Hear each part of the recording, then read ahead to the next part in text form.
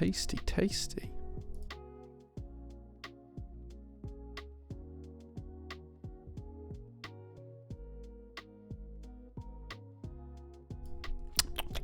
Tasty, tasty.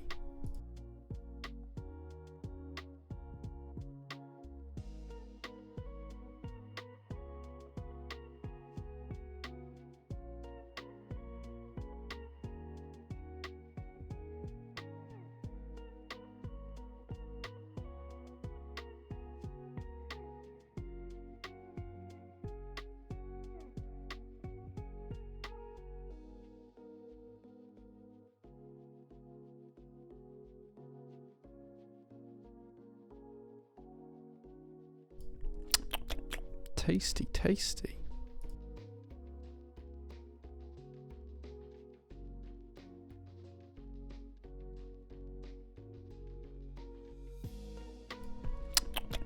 Tasty, tasty.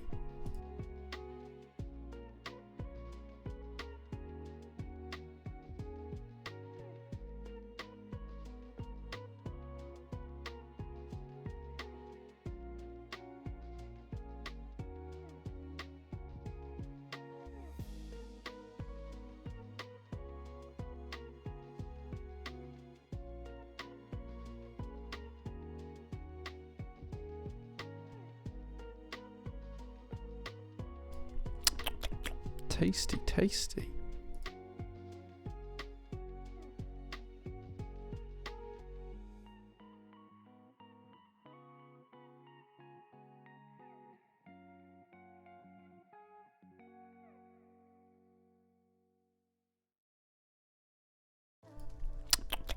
Tasty, tasty.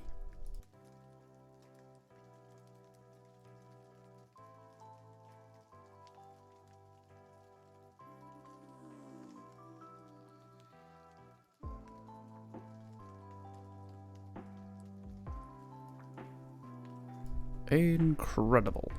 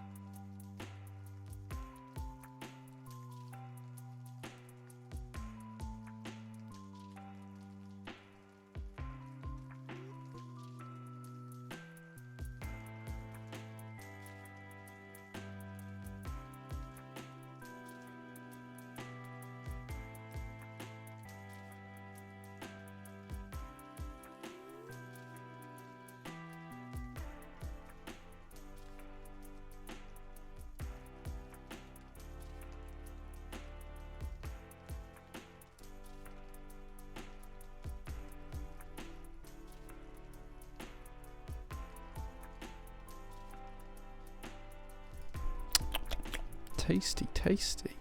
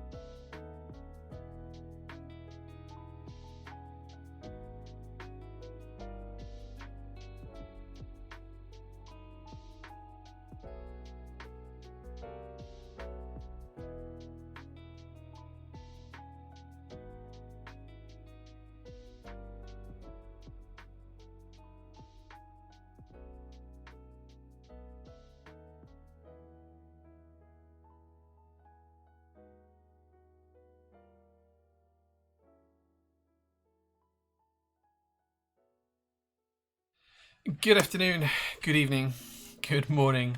I hope wherever you are, you're having a really, really, really good Sunday.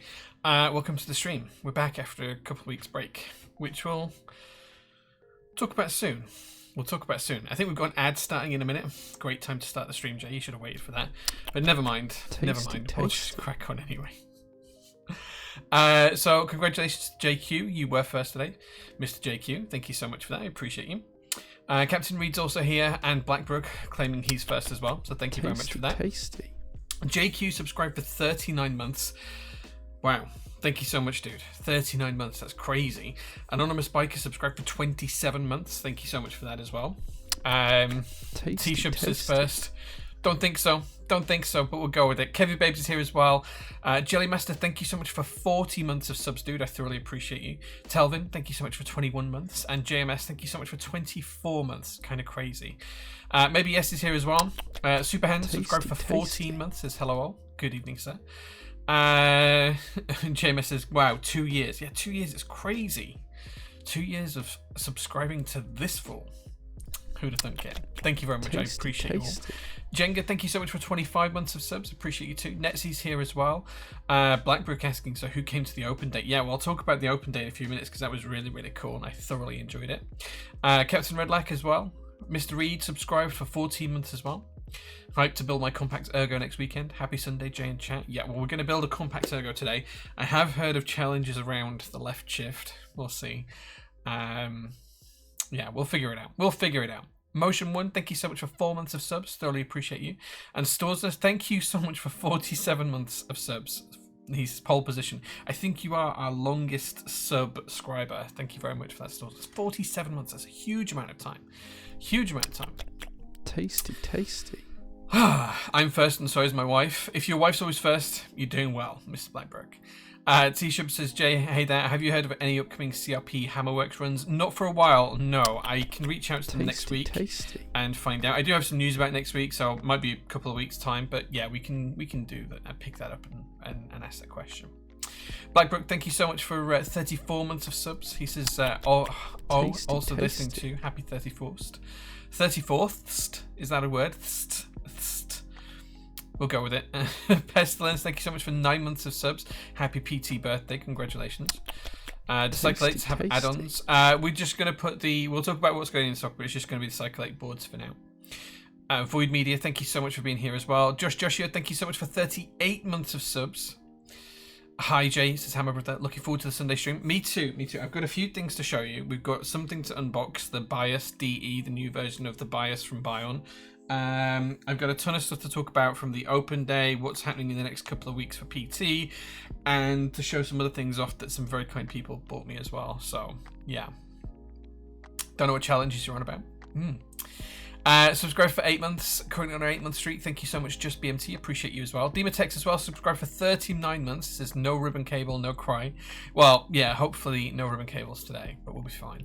And Alvi, thank you so much for the 15 months of subs as well. It says good evening all. I'm just going to turn the heating off here. It was cold at the workshop when I got here. It's a little bit warmer now. TS Shubs and Comic 60. Hey guys, thanks for being here. Jay, I know you mentioned a million times. What is the name of the board color on the desk? This is a TGR Koala, and it's in 2 custom Pantone colors of my choice, with a huge copper slab for the bottom, the lovely koala sides, TGR logo just up here, and of course the Prototypist logo milled in as well. So you can see it gets heavily used. The keycaps are quite shiny on this one. It's Analog Dreams round one. So yeah, that's the board. Right, okay, so let's talk PT news. Where to start? Where do we start on PT news? Clownfishers, hi Jay, good to see you. Thanks so much for being here. Hammer Brother, thank you so much for the 7 months of subs, dude. Manga Rocky as well. Manga Rocky says, what are your predictions for the F1 season? Well, okay, should we talk about that first? Because I think we're just about to go into an ad in about 30 seconds. So let's talk about the F1 first, and then I'll get on to PT news once the ads are finished. If you have not watched the F1 from today, or don't know the results, turn your ears off now, because in about 5 seconds time I'm going to be talking about it. Pain and suffering. Yeah, so right, F1 chat starts now. The race was uneventful. I think more interesting things happened after the race than during the race.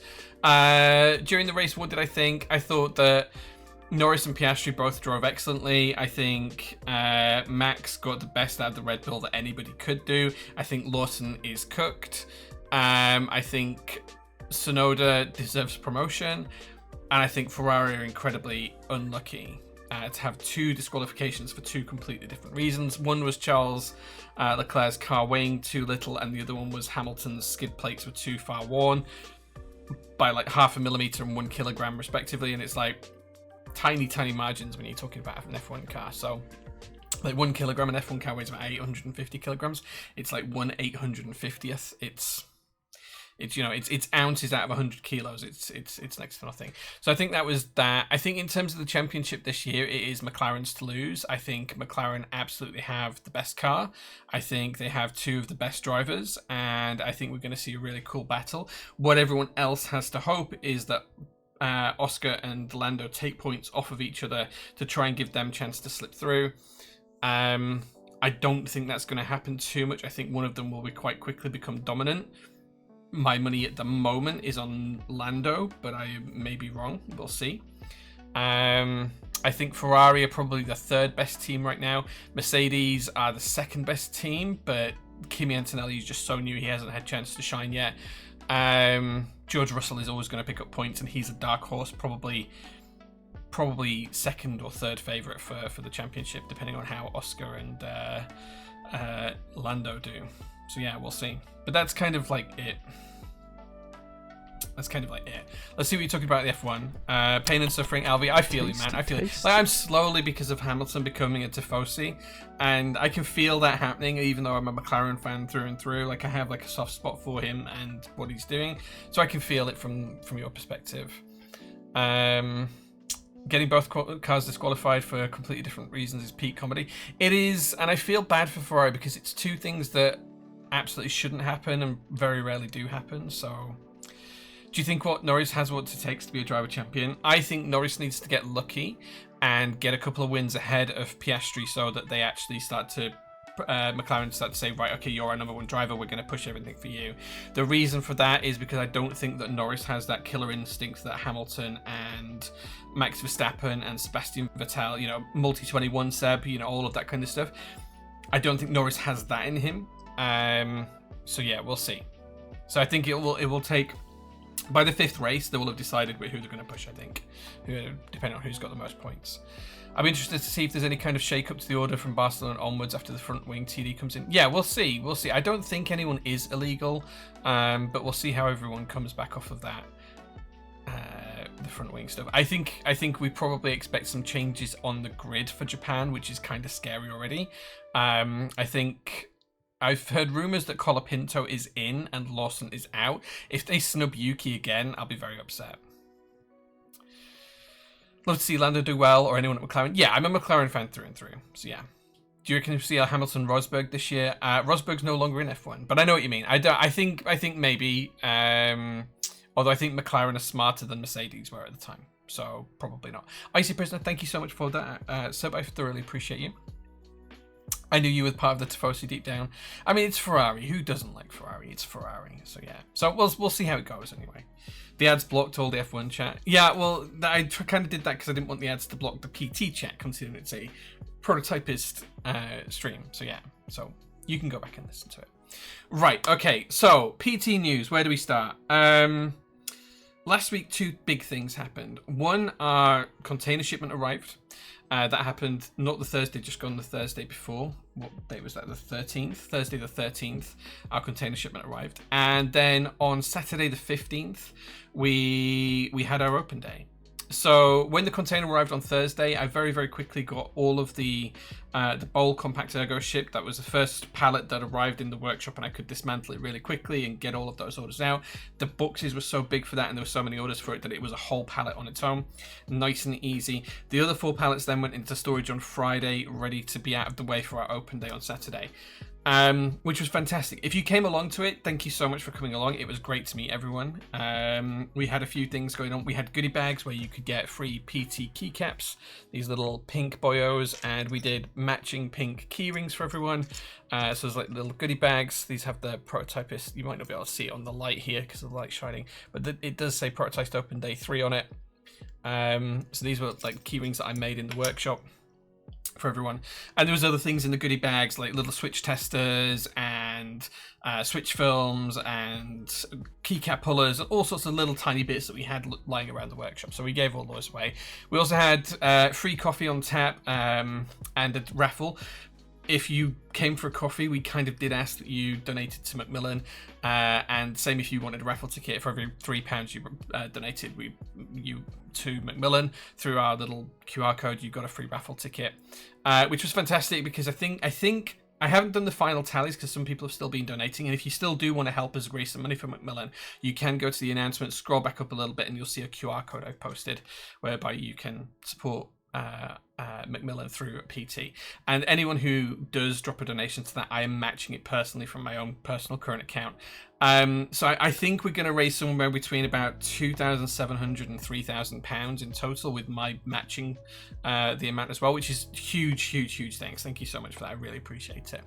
And the reason we chose Macmillan is because here in the UK, Macmillan is basically like a respite cancer. Basically, they do palliative care. So when people are at the end of their life from cancer, they have a series of hospices around the country where people can go to. This sounds awful, but die with a bit of dignity. They looked after my mum when she passed away. She literally passed away 6 years ago today. It's the anniversary of my mum's death today as well. So that was 6 years ago today, and that's why I wanted to raise some money for Macmillan, because they looked after her really well. So yes. So that was what we were doing on the day.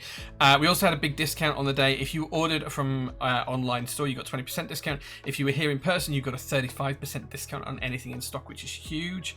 Loads of people took advantage of that, paid a ton of money, bought a ton of stuff, and kept Mel and her sister Becky on her toes. So thank you very much to Becky for helping, and big up Mel and Becky for serving everyone's needs. I was basically locked by the coffee machine. Luckily, we have a really good coffee machine here at the PT workshop, and I was serving up espresso-based drinks pretty much the whole way through. I had to have Mr. Culane, if he's watching, do a bit of an announcement because I was losing my voice from talking, and he was able to stand up on our mezzanine and shout to everyone and say, right, coffee bar's closing in 20 minutes time. So I had some free time to meet and greet people.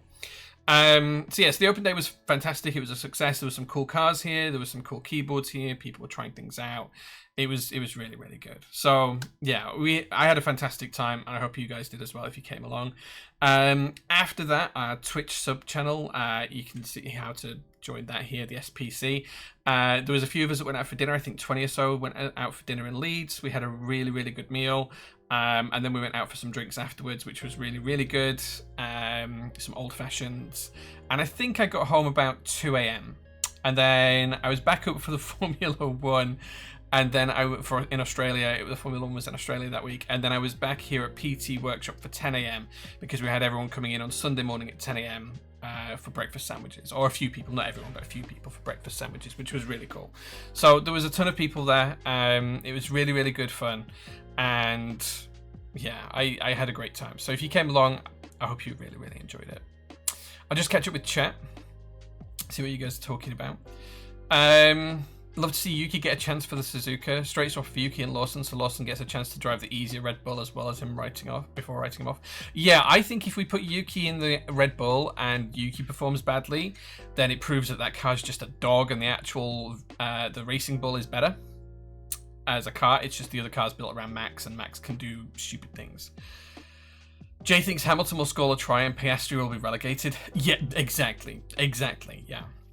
Hey Jay, are the Ghost Dragons expected to restock anytime soon? No. If we've sold out, I haven't checked, but if we have sold out, I don't expect them to restock, but I'll see if there's something I can do with it. I do love the PT keycap. Got it on a set of PBT fans X-ray at the moment as the escape key. Nice. Yeah, these actually are UV reactive. This is not going to show on stream, and the battery's dead in my UV torch actually. Oh no, there we go. But these are UV reactive, it's really difficult to show you on the stream because of the bright lights, but you can kind of see there that they are UV reactive. So they're pretty fun, pretty cool. Enjoying the SPC is capitalizing on my subscription expiring on Twitch. Nice, yes. Super Hands, it's your own fault for letting your sub expire.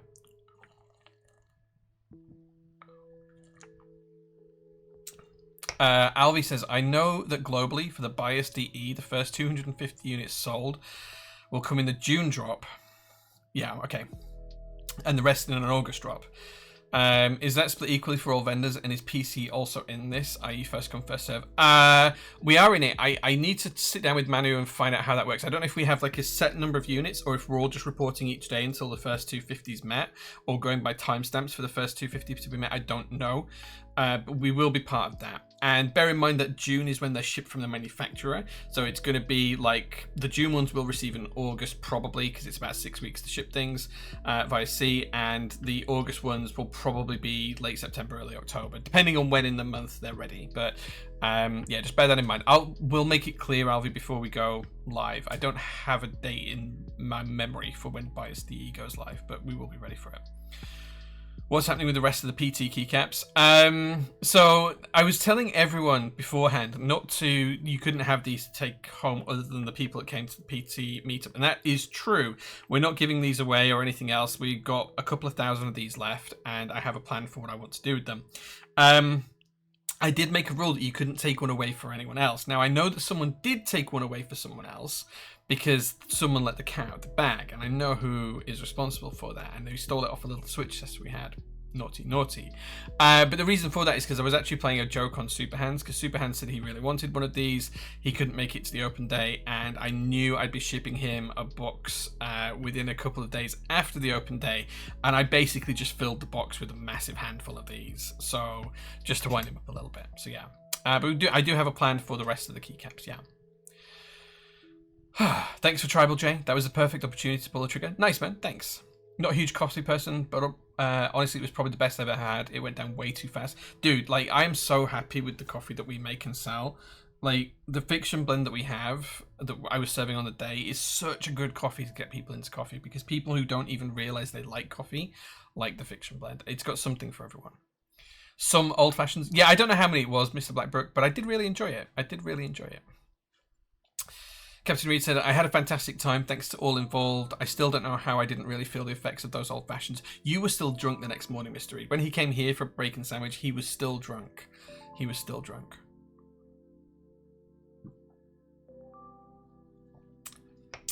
was great fun. Thanks again for organising. Anytime, Mr. BMT. Sean Wen, Jay, you're back? Yes, I am back. Thank you very much for being here. Echoing others, such a good day. Thanks, Jay, Mel, and Becky. Also, thanks, Blackbrook, for the organising the evening activities. Yes, Mr. Blackbrook was great for that. Becky wasn't actually supposed to be here. She just popped by to see Mel. So Becky is Mel's sister. And basically, as soon as she arrived, Mel was like, put a jumper on and work. so I sent her some nice flowers and a few things like that. Amiga Switcher says, hey Jay, been trying to chase you regarding a sponsorship for our keyboard event here in the Czech Republic. Will you get back to us? I don't think I've seen anything on that. If you've dropped me a DM, I may have missed it. Because I do tend to miss DMs. I get so many that I can miss them. If you've emailed and as I haven't replied, it may have gone to spam. So just drop us another email and I'll try and look out for it. Wayward Fox had an amazing time at the workshop. So lovely to meet everyone. Yes, it was great to see you as well. It was great to see you. Nice mug. Yeah, I will talk about that in a second. Name and shame? No, I'm not that type. I'm not that type. You were the one who touted. Maybe. Alvi says, okay, thank you so much. Appreciate it. Ari, the bias to you. Yeah, I'll figure it out tomorrow, Alvi, if I can. And we'll work it out for it. So yeah. To those who were good and didn't steal one for Super Hands, but we're going to send him ours, win a prize. No. Super Hands does not need. Super Hands has got almost as many of these as I do. Well, maybe not. He's got about 10% of what I've got. But yeah, it was quite fun. You were very grateful for the massive drop of caps. Nice. Ghost Dragons? Yeah, no plans on Ghost Dragons, as I said before. Jay's Roastery? Yeah. So if you want to pick up some of our coffee, in fact, this is probably a good segue because we were just talking about it. Where's my browser? I'm sharing it, but I can't actually see it. There it is. what was for sale, I was serving on the day was Fiction Blend. This is our house coffee. It's in a load of coffee shops near us. You can subscribe to it at jaysroastery.co.uk. Now, I am going to be making some changes to the website soon, and I think we're actually going to have a coffee section in the top bar of the PT website very, very soon as well. And just because for an accounting perspective, technically the two companies come under one holding company, I think we're going to just start putting the coffee through the PT website whilst I rebuild the Jay's Roastery website. So there's some changes coming there, but we'll announce it all before it happens, so don't worry about that. But yeah, you can pick up our coffee. Right, okay. Enamushki, thank you so much for the 5 months of subs, dude. Appreciate it. Did all of the display boards get a deep clean? No. So the boards that we had out on display have not been moved yet. On Monday morning, straight after the open day, we had to go get the pallets back from the other storage unit. And as soon as we'd moved them in, we couldn't actually get to the tables to put all of the boards away or anything else. So basically all we did was slide the tables out of the way as far as we could. They've still got all of the boards on them. It's been a week later. You know, call us lazy if you will, but the priority wasn't on tidying up the workshop. The priority was on and putting my personal boards away. It was on getting customer orders out. So this past week we have shipped, I think, something like 12 different group buys and thousands of items. Like, it's been crazy. So we've done Neo 80s, we've done Cycle 8s, we've done the T9s, we've done Neo 70s, we've done QK65 V2, QK65 Classic V2, and a load of other products as well.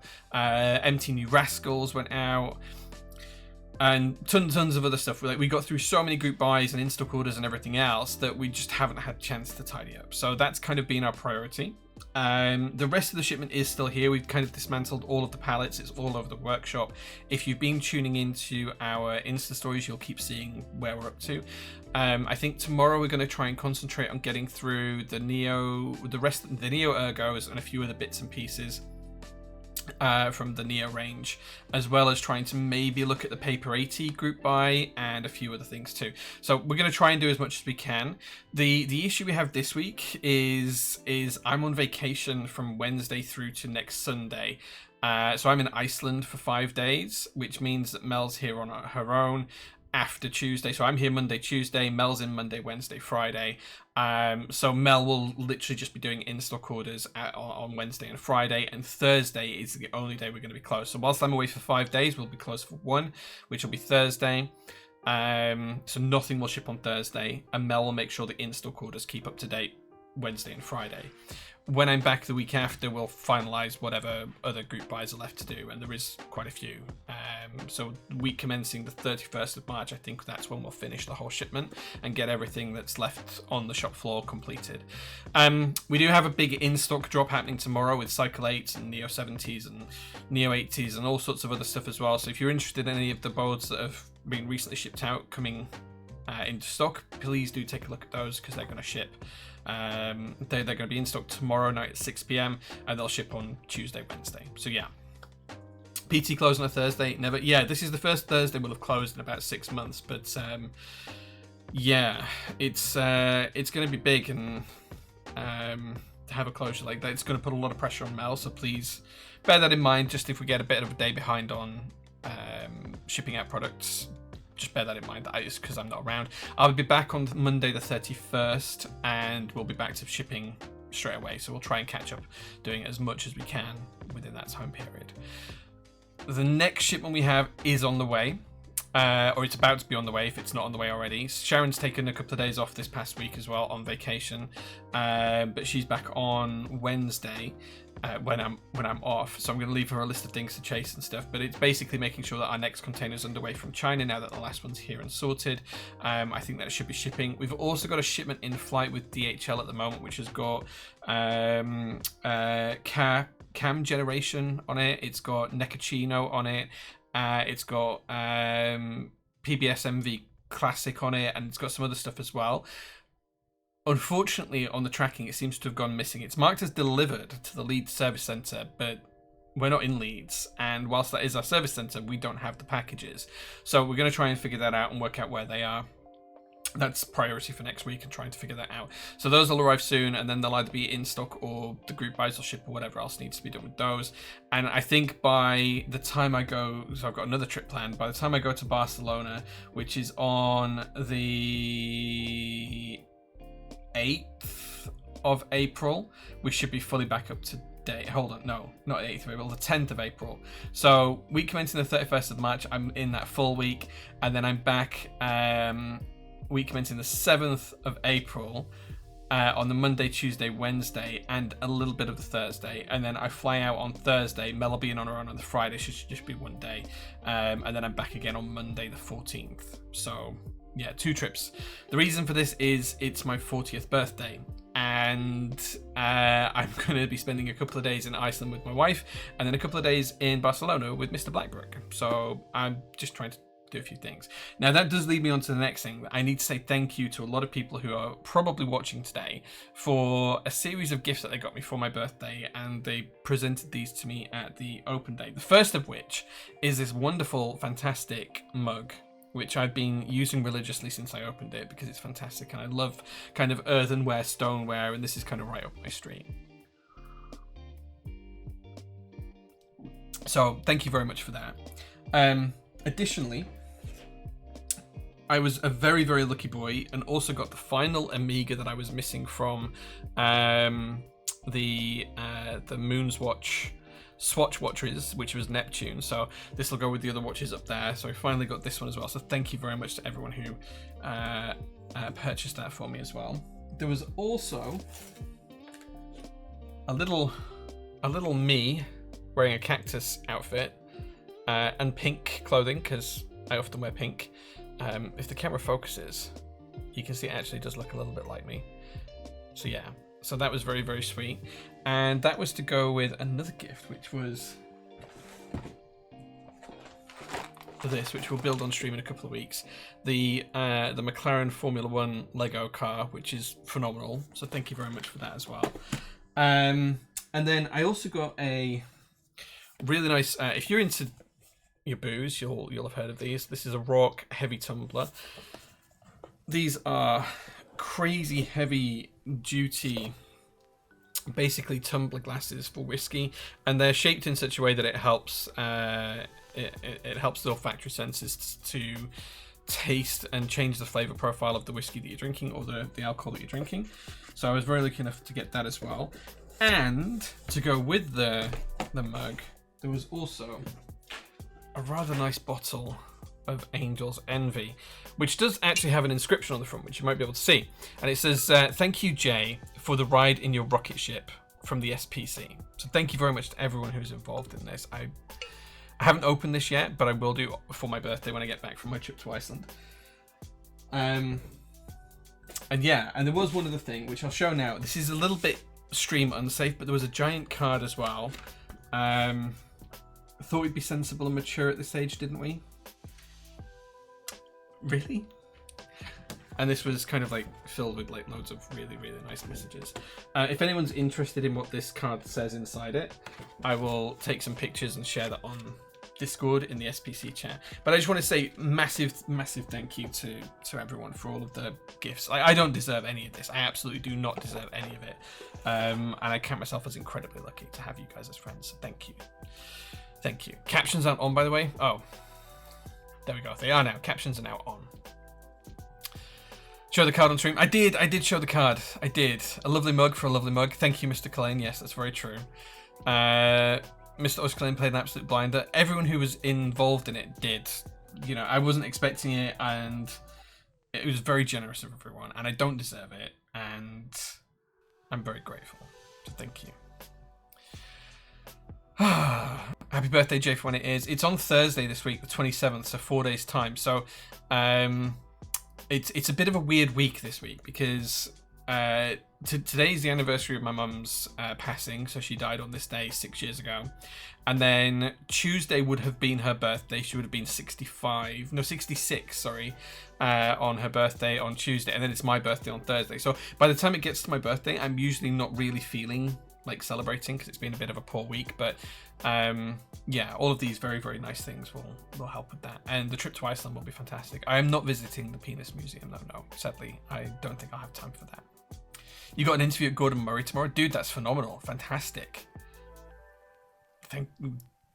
Dude, like, that's amazing. Gordon Murray's amazing. So yeah.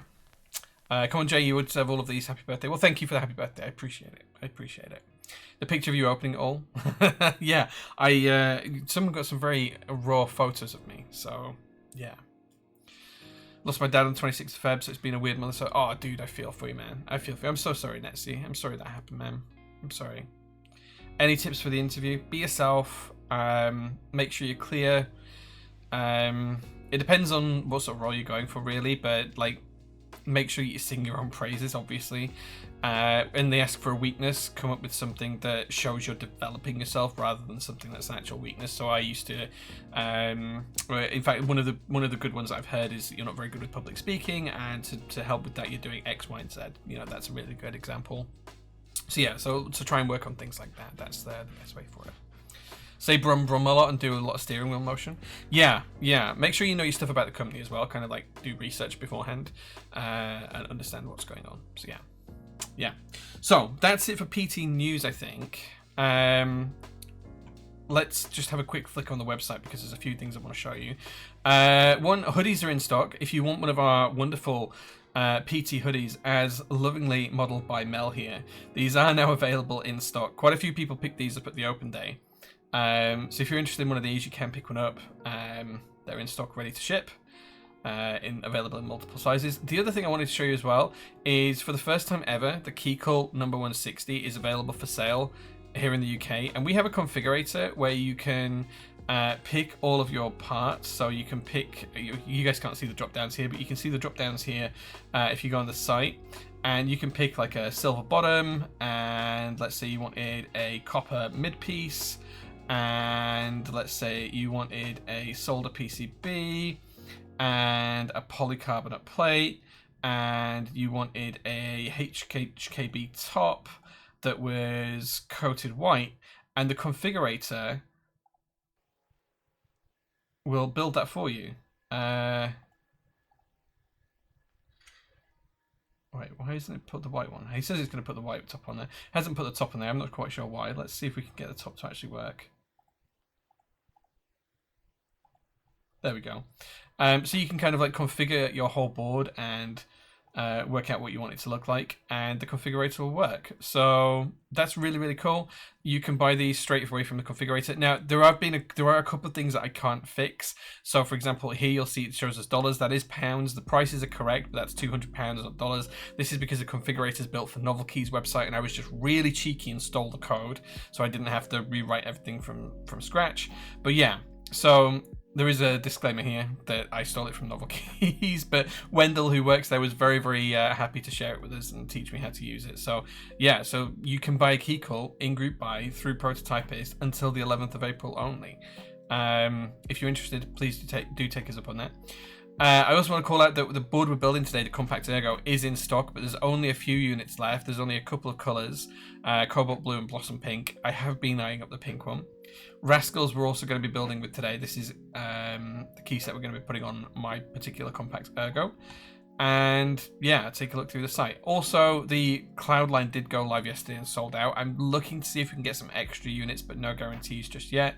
And KKB Lilies of the Valley keycaps are now back in group buy. If you bought the GMK set and you had your order refunded because the GMK group buy got cancelled, email me after ordering the KKB version, and you'll get a rebate against some of your shipping costs.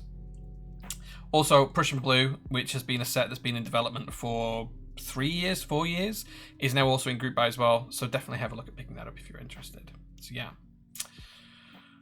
Right, okay, let's catch up with chat.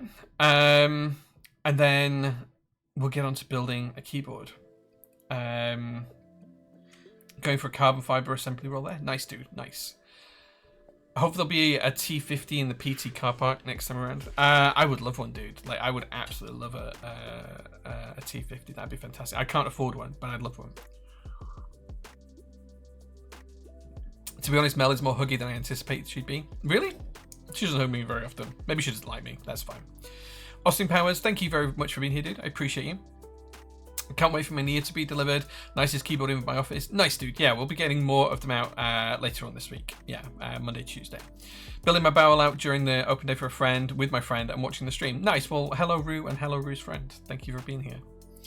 You got a hug. I just got spoken at fast in Northern and felt embarrassed. I didn't understand. So this is true. So Mel tried to speak to Ozkilane at the meetup, and it was, I can't remember what the sentence was, but it was something fairly innocuous, and he had to ask for Mel to repeat it 3 times because she's got such a broad Yorkshire accent. She's very much a Bradfordian. And whilst I'm from the area, like, I have very much a BBC accent, so everyone can understand me. So yeah. You think Gion did the same thing? Gion did the same thing with what? Sorry, with what? I'm not sure. You got a hug outside the pizza restaurant? Ah, nice. Going to be so interesting walking around the Gordon Murray Automotive tomorrow. Dude, take some pictures if you can. Prussian Blue is pretty. It is. It's lovely. Committing to Lilies of the Valley early doors this time. Yes, please do. The earlier you guys join a group buy, the better it is for the group buy, because it shows the numbers are there for it and it doesn't get cancelled. When people wait to the end, sometimes it just means that we're delaying the inevitable because it's not going to make it. Too much pretty stuff, too few keyboards. Yeah. If in the future they put the number 165 for group buy, would it be possible to order only a mid piece, or could it be something that could be discussed with NK? I own a full Alu one and I always wanted to get a brass mid piece. So on the number 160 group buy, you can order just a mid piece if you want. You don't have to order a whole keyboard. So yeah, you can absolutely do that. Now bear in mind that there may be different tolerances from one round to another, so the parts may have slight fitment issues or might be slightly different, and colors cannot be guaranteed to be the same. So if you had a black keyboard in round 1 and you want a black keyboard in round 2 and mix and match the parts, the blacks may be different, so just bear that in mind. But yes, it should be fine. Yeah. I was sat on the train into Bradford going, everyone sounds like Mel. Yeah. Stole the configurator for the KC160. Yeah, so I was speaking to Mike about a month ago about it, and we had a conversation. He's like, oh, we're building a configurator. And I'm like, can we steal that? And he was like, I don't know. So he asked Wendell in his team to see if it's possible to write as a guide to basically steal the code and implement it on our own site. And yes, it should be on Gion's site, and it should be on, there's another vendor for it as well, Oblotsky. When Oblotsky goes live, it should be on there as well. I need a Yorkshire to Australian Universal Translator. Thanks for an awesome open day. Anytime, man. Anytime. I didn't make any progress on those pink desk mats. No. I've been terrible. I apologize, Netsy. I've been terrible. I will have a look at it. I will have a look at it when I get back from my trip to Iceland, I promise. So yeah, so that's caught up with chat. I think we've covered everything on the store. I think we've covered all the PT news. If you guys have got any questions, let me know.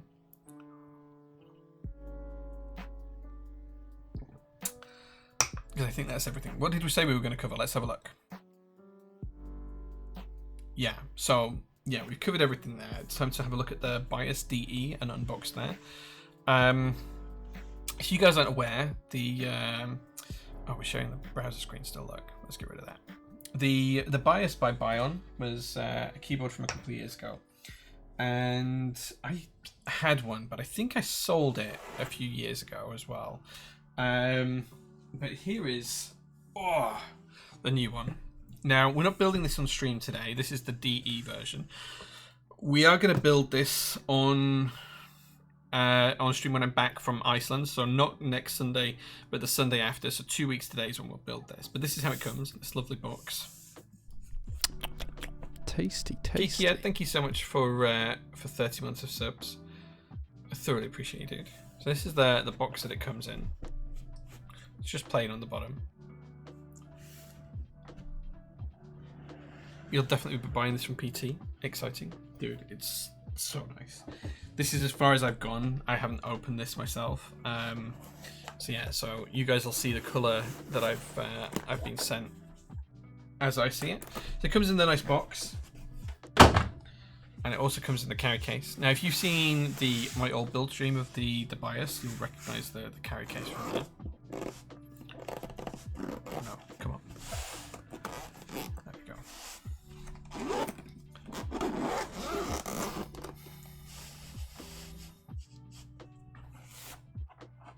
So just opening it up. The first thing I notice is we get a really cool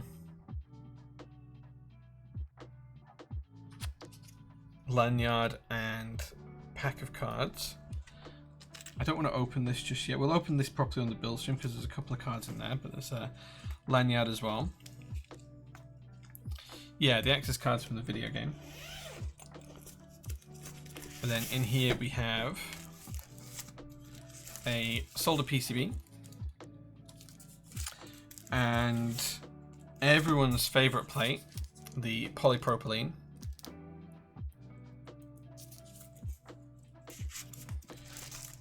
And there's also a PC plate in there. We'll have a look at those in more detail when we do the build stream. There's also a daughter board in there as well. Are the plates fixed or universal? I haven't opened them, and I'm not going to open them until the stream. But they feel universal. It feels like there's a definite L shape here. I mean, I think the plate's upside down. I think the plate actually goes this way around, but it definitely feels like an L shape there. So we'll have a look when I open them properly when we do the build stream in a couple of weeks' time.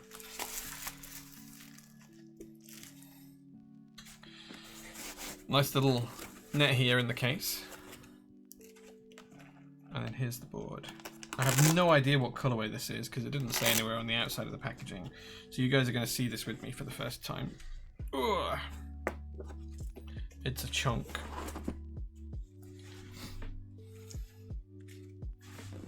ISO friendly is good. Absolutely.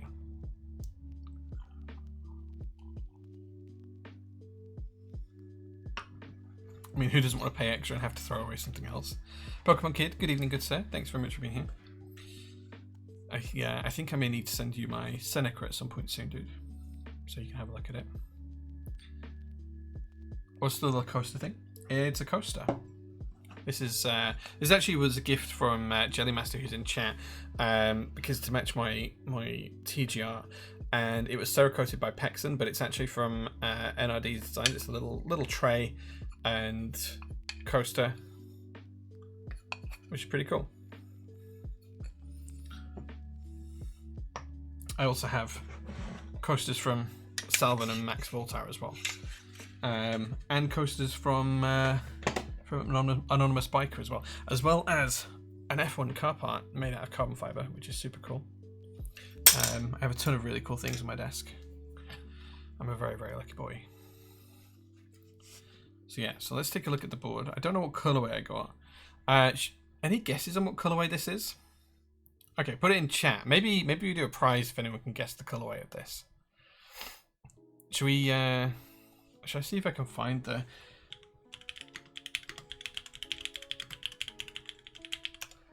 Should I see if I can find the list of the colors?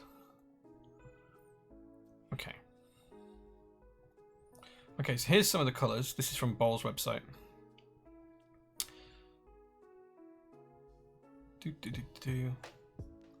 Is there a list of the colors? Oh, look, here's the vendors. Where are we? There we are. That says timeline, late March. Okay, yeah. Colorways. So, Adam, which is anodized black top and anodized black bottom. Lilith, which is silver top and silver bottom. Eva 00, which is yellow top with a cream bottom and silver mirror PVD. Eva 01, which is anodized green top, anodized purple bottom, and a black weight. Eva 02, which is coated orange top, coated red bottom, and silver mirror. Eva 03, anodized navy top. Or 04, which is a coated stone top and a blizzard bottom. That's a cool colorway. I really like that. That's really cool. What do you think it is? You remember giving me that part? Dude, you came to the workshop and gave me that part. Yeah, it's on my desk. It's been on my desk for ages. Alice is Eva 01. What was the 01? Was the 01 purple? Okay. Purple and green. Gonna guess the red. Interesting. Teal, pink, or purple. Surely it's not orange again. Dunno. Brown. There isn't a brown, Zasco. Bath yellow. So the closest to yellow is this, I think. Or was there a yellow one? I'm sure there was actually one that said yellow. Yeah, okay. So the Evo 00 is the yellow one.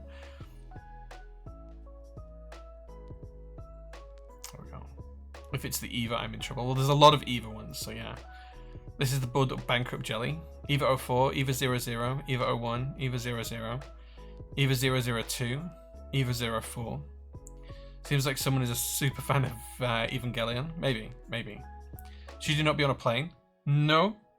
I'll be on a plane on Wednesday, because that's when I fly to Iceland. You're supposed to have 01. I don't know. I haven't looked. I have no idea what I've got. No one told me. Alithas Go Suba 01 is the absolute yes. Okay. Well, let's see what I did get. Because I haven't opened this, so I have no idea. Let's see what I did get. I think you're right. I think it is the Eva 01.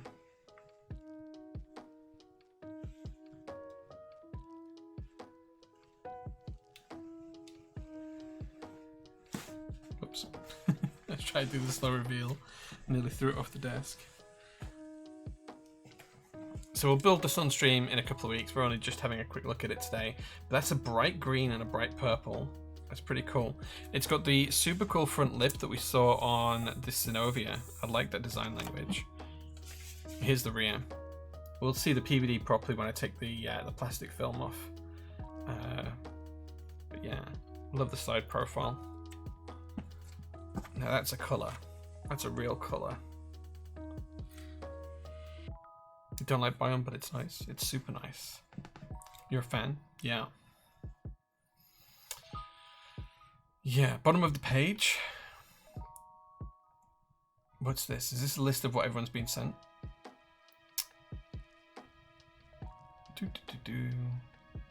Oh yeah, it does say what's been sent. So Alex Oto's got the Adam version. Bowl himself is going to be building the 04. I've got the 01. Obviously, we're going to have to build this with Shinseki or Mecha 01.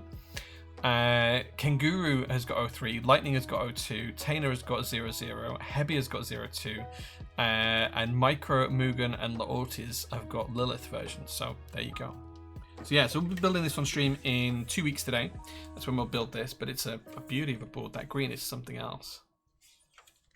Super, super cool. So yeah, exciting for that one. Exciting. Buzz Lightyear colorway going hard. Well, Buzz Lightyear was probably not based off Evangelion, if I'm honest. I don't know which came first. Watch chat, vote for Cosmos. No. We made this Tasty. Hope you have a couple of fun things planned for your trip, Jay. Yeah, we have a ton of things planned for the trip to Iceland. We're there for... We land at 10 a.m. local time on Wednesday. So we're going to pick up the car from the airport and get out of the airport. And then we're going to... I think my wife's kind of got like an idea of where we're going to go. So we are staying in downtown Reykjavik, just near the marina area. So we're gonna do something. We check into the hotel about 4 or 5 o'clock, and then we're gonna go out for dinner that night. And then on the Thursday, which is my actual birthday, I don't know which restaurant we're going to. All I know is it's Michelin starred. My wife's booked a restaurant for us to go to, which I'm very excited for because I'm a bit of a foodie. So we're gonna do that in the evening, and then we've got a few other things to do and places to go during the day. I think we're going to Hamvik, I think it's called, which is like an outdoor, right on the edge of the sea, geothermal hot spring. So you put your swimming shorts on and you go in the hot springs, and you go in the seawater, and you go in the hot springs, and you go in the seawater, and then you have a nice meal.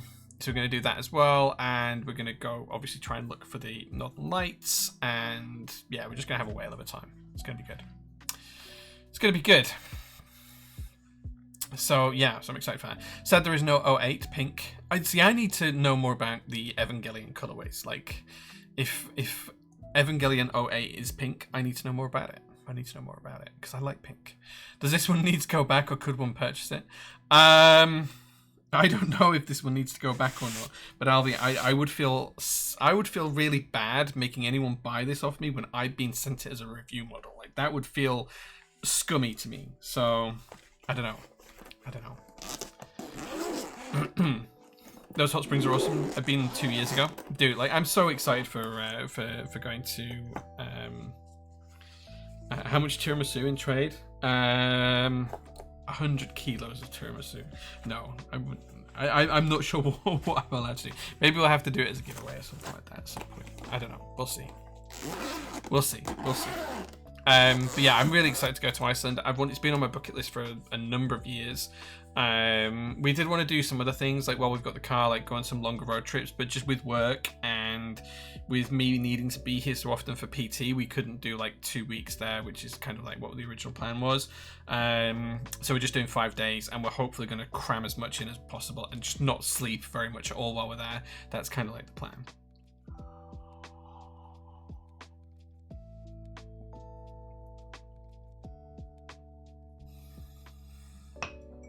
Sounds lovely, like a natural spa day. Pretty much what it is, Dynamics. Yeah, like it's a whole spa that we're going to, and they do like food, and you can have like a fish soup and chowder and all that kind of stuff, and then you go to the hot springs and you relax and chill out, stuff like that. I think we're doing that the day before we come back. Actually, we fly back on the Sunday afternoon.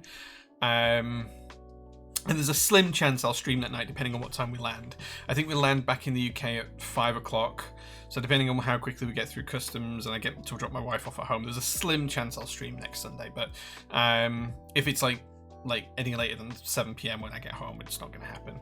So we'll see how that goes. But yeah, I think we're doing the hot springs on the Saturday. Like, my wife's got a full itinerary planned for what we're doing every day. So yeah, I am looking forward to it. But yes, that is the Bias DE, and I'm very, very excited to build that for you in a week or so's time. Or 2 weeks time, even 2 weeks time. Right, let's take a look at what we're building today, because I've been streaming an hour and my eyes are wanting to close already because I've been up since 5 o'clock this morning, and I haven't even shown you the board yet that we're going to build today. So let's take a look. My phone's going nuts in my pocket, so I'm just going to make sure that nothing urgent's happening. No, we're good. We're good. I'm just slightly worried that I was going to have to be called away or something because my phone's not stopped vibrating for the past couple of minutes. Right, okay, so this is the compact Ergo that we're going to build today. It's my personal unit. These boards are in stock. There's only a couple of units left. I think there's a couple of blue ones and a pink one. So if you're interested, please do take a look. This is how they come packaged. And the top section here, we have a few things. We have a DOTS board and cable. We have a rotary encoder. We have a knob. We have bump-ons and some spare screws. We have the ISO-compatible alu plate and the ISO-compatible polypropylene plate.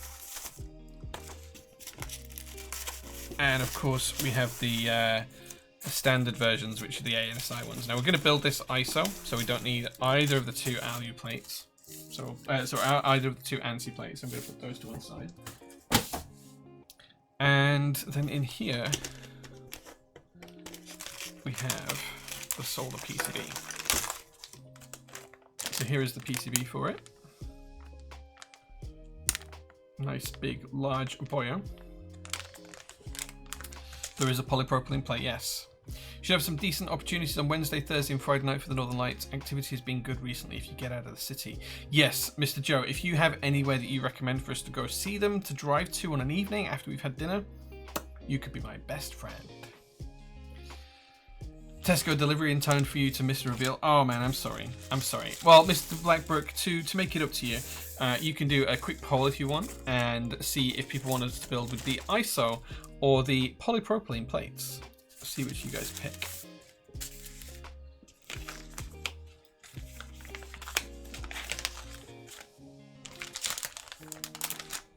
Okay, and then in here we have the board itself. ISO, yes. We're going to build just ISO. Aluminium or polypropylene. Oh god, this is really tight in here. Why will you not come out?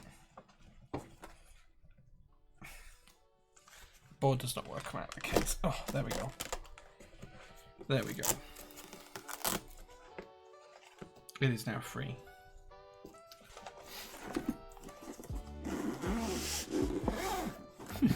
He will slip up, pick the polypropylene up. Maybe. Maybe.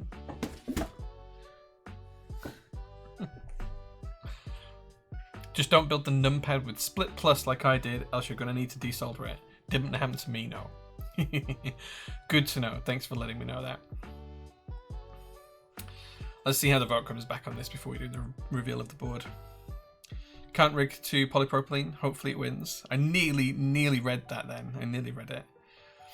Drop me a few locations. Thank you. Thank you. We are going to the hot springs that you recommended, Joe. We are going there, yeah. You learn to disable rigging. Ah, gotcha. Gotcha. Okay, so it looks like polypropylene is winning with about 65% of the votes. If that's really what you want to see me build a board with, we can do that. Just whilst you guys are voting, I'm going to put down a cover and get ready to lubricate.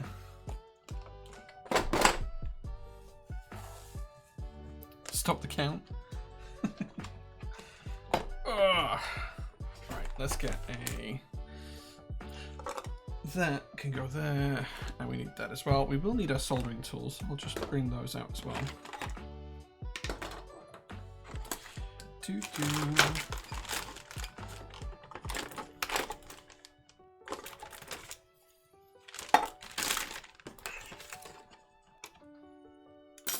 we go. That should be everything we need.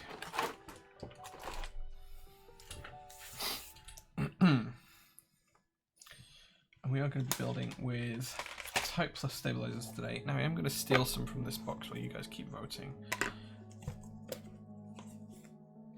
I'm going to steal one stabilizer from this box.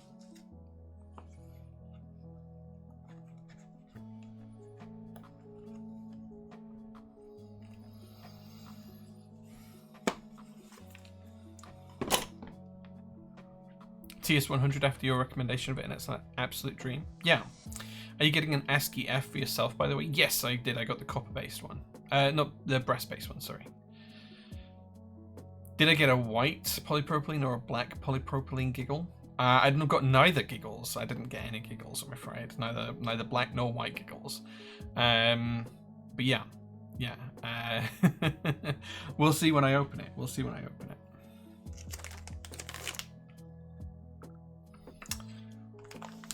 Aloo means potato in Hindi. It does. Yes, it does indeed. Saag aloo. One of my favorite dishes. I'm really curious on how your unit gets on with the tolerances around the right-hand side of the ISO enter. I've noticed if the plate isn't exactly in the correct spot, it scratches against the internal corners of the case. Okay, well, we'll take a look at that when we get to it. We'll take a look at it. Okay, we are building with the polypropylene plate, so we'll keep that out. Get rid of the aluminium one.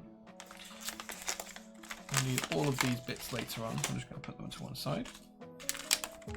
Oh no, I've taken the bits out and put them in the wrong way.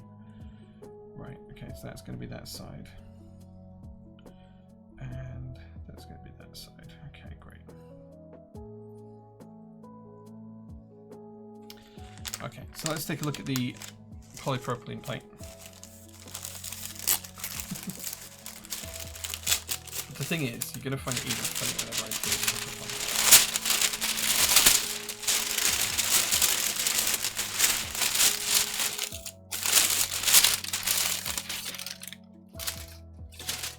So here is the plate. It's rather nice. Kind of like a matte finish. Looks good though, looks good.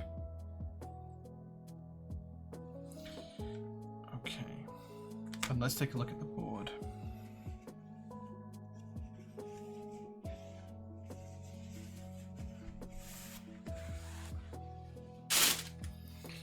So this is the sparkle black finish.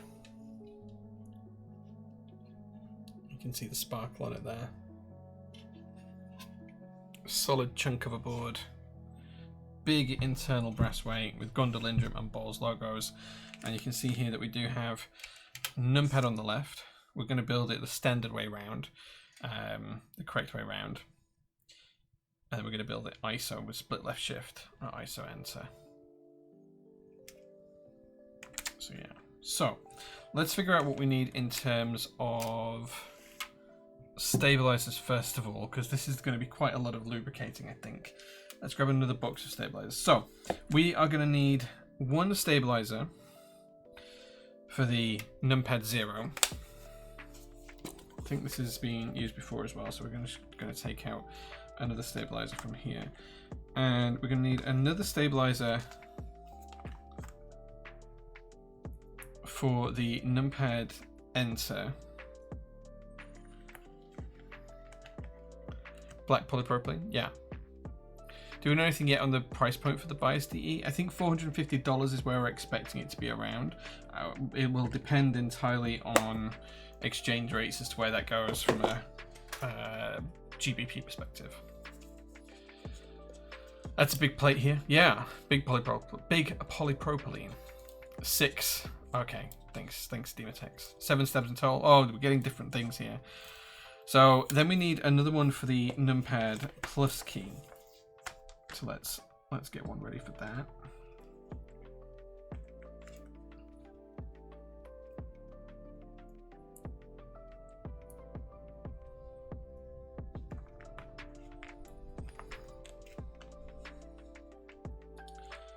Okay.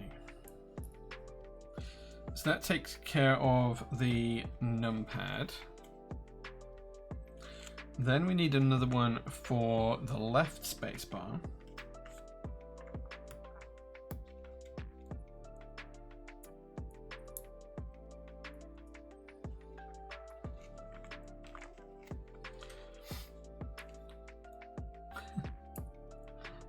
I don't know dynamics. It is a big boy. It's almost like a full-size Ergo, so you know, it's slightly compact, slightly compacted.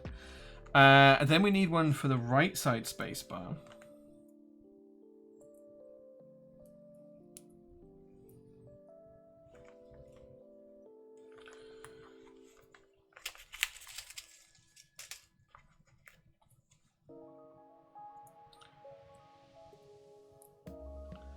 Then we need one for the right side ISO enter.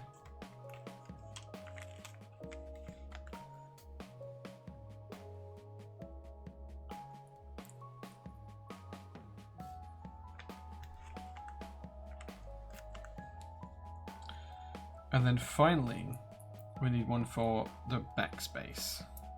This is a lot of stabilizers, guys.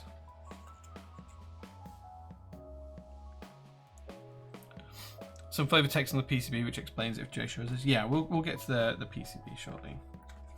Just gonna hope there was a 2U stabilizer wire in one of those other boxes, so I don't have to open a whole nother box for the final 2U stabilizer wire.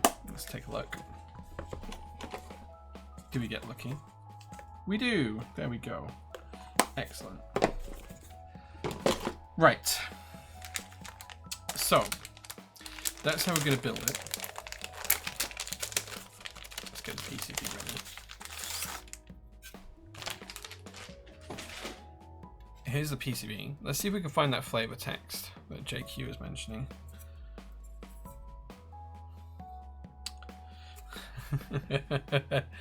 It's not really compact, is it? There you go. That's the rationale. We're using the polypropylene plate, Anonymous Biker.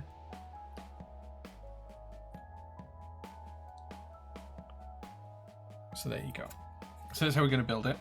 Let's just pop the plate and PCB there, and let's assemble the stabilizers and then lubricate them. This is going to take a hot minute, but we'll get there.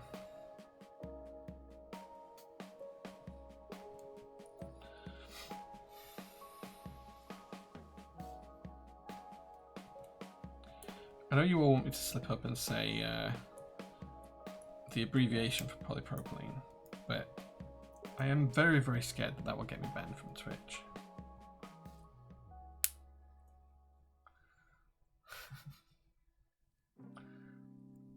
If you're all conspiring against me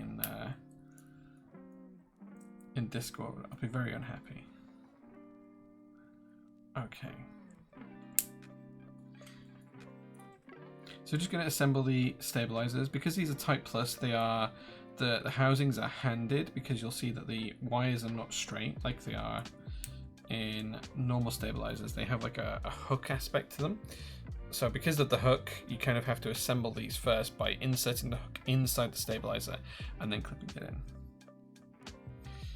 If the birthday card didn't get you banned, surely just appropriate using shorthand for a chemical compound is fine.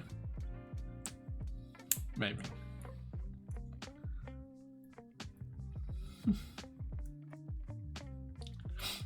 I'm sure I have said it on stream before, but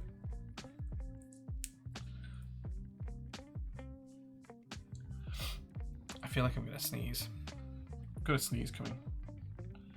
I can feel it building up. Stare at the light, that's what they say, right? That's not working. Yeah, I was very, very spoiled with the birthday card. I very much appreciate it. It is very much appreciated. But I definitely felt spoiled with it.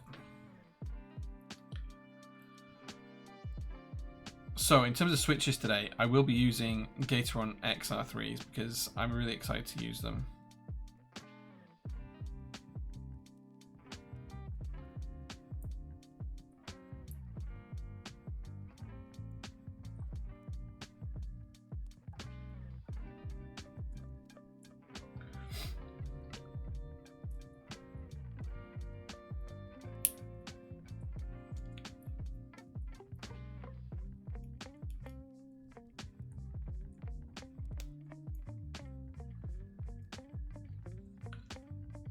The card was so perfect. Yeah, Gemma did a great job at picking out the card. She knows me very well. Gemma's great. Was there an update on why they came factory lube? I think it was either I don't know where the mistake made. It was either a mistake with what Canon Keys ordered, or it was a mistake with what Canon Keys rep passed on to the factory. I don't know which way around it was. You know, it is what it is. So Canon Keys were the lead vendor for the project, and we just ordered a set number of switches from them. We are trying to look at the options to order some factory non-lubed, but to be honest, like most people, like being really blunt, most people are terrible at lubing. Like so this is going to be real talk for a second. So in this hobby, tasty. Everyone says they like lubed switches, and I completely get why. Lubricated switches feel better. They sound better, they feel better, they're nice, okay? In this hobby, I have tried switches lubed by thousands of people. In my experience, I've only tried maybe 5 people's work who I thought did a good job. Some of those people are no longer in the hobby. Chris Wise, for example. Great at lubricating switches, no longer in the hobby. The vast majority of people who lubricate switches do a terrible job of it. I'm sure they like it, but they do an objectively terrible job of it. I think there are 4 different tiers of people who can lubricate switches. There is the S tier. I would put people like Chris Wise and Pokemon Kid up there. Like, I'm really happy with those. There's A tier. I feel like that's where I fit because I can lubricate switches quite well. I just don't do it anymore because I don't have the time. Then you have B tier, which is like they're usable, and then you have C tier where, in fact, no, you have Z tier where they just feel mushy and squishy and too much lubricant is applied.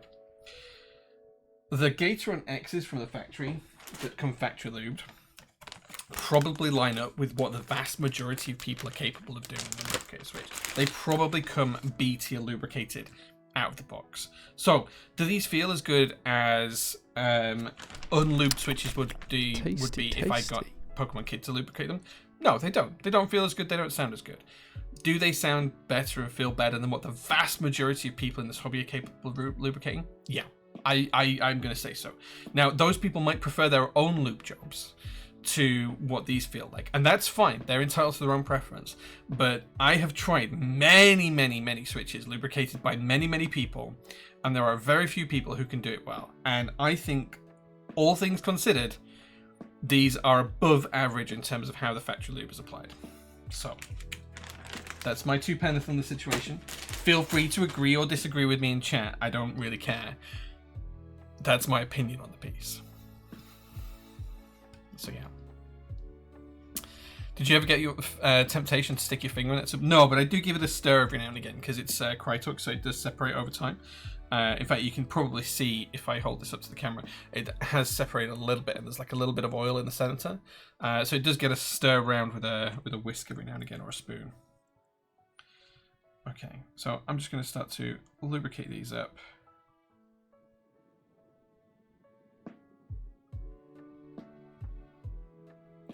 And the easiest way for Type Plus is to assemble them first, and then apply the lube inside the housing straight away onto the wire. And you basically want to coat the wire. I've made a mess of that side already, but that's fine. And it's easier to do that once it's assembled than when they're disassembled. Most people put too much lube on and they don't do it evenly. They're not consistent. Like, you'll try 2 switches and they will feel incredibly different to each other. And either they can't tell or they're unaware that there is a better way of doing it. And it's different from person to person. But yeah, the vast majority of people overlube switches and they end up feeling awful. And so I've actually typed on switches that people have sent me to try, where it's felt squelchy. Everyone says they're good at it. Very few people are. Pokemon Kid, thank you so much for 25 months of subs. I lubricate well. I lubricate very well. Maybe you do, good sir. Eshrop Keeps, thank you so much for 15 months of subs. I thoroughly appreciate it. And then you have Tub Club. So tub lubing is actually a much better way of doing even lubing. You get much more consistent results. I think people still use too much lube when they tub lube in general. And this is a generalization. This is not like everyone. But yeah.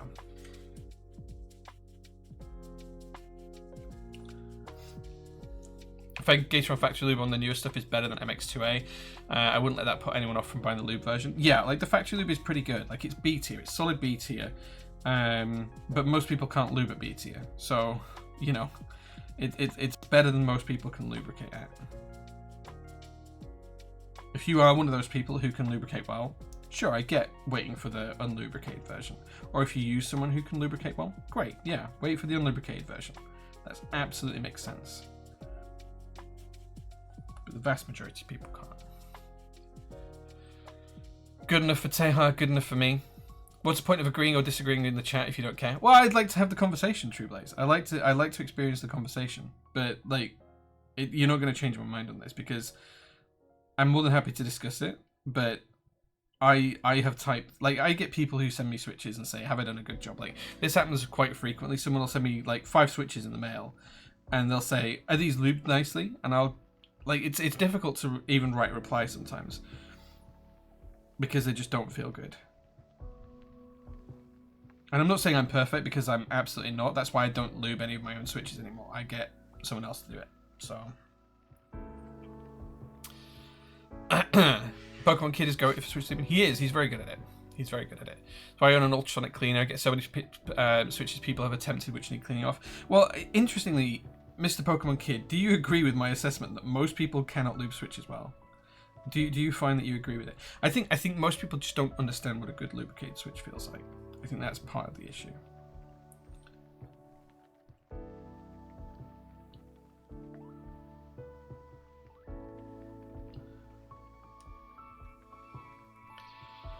I found swapping to thinner lubes for switches just generally better and easier to get good results with. Absolutely.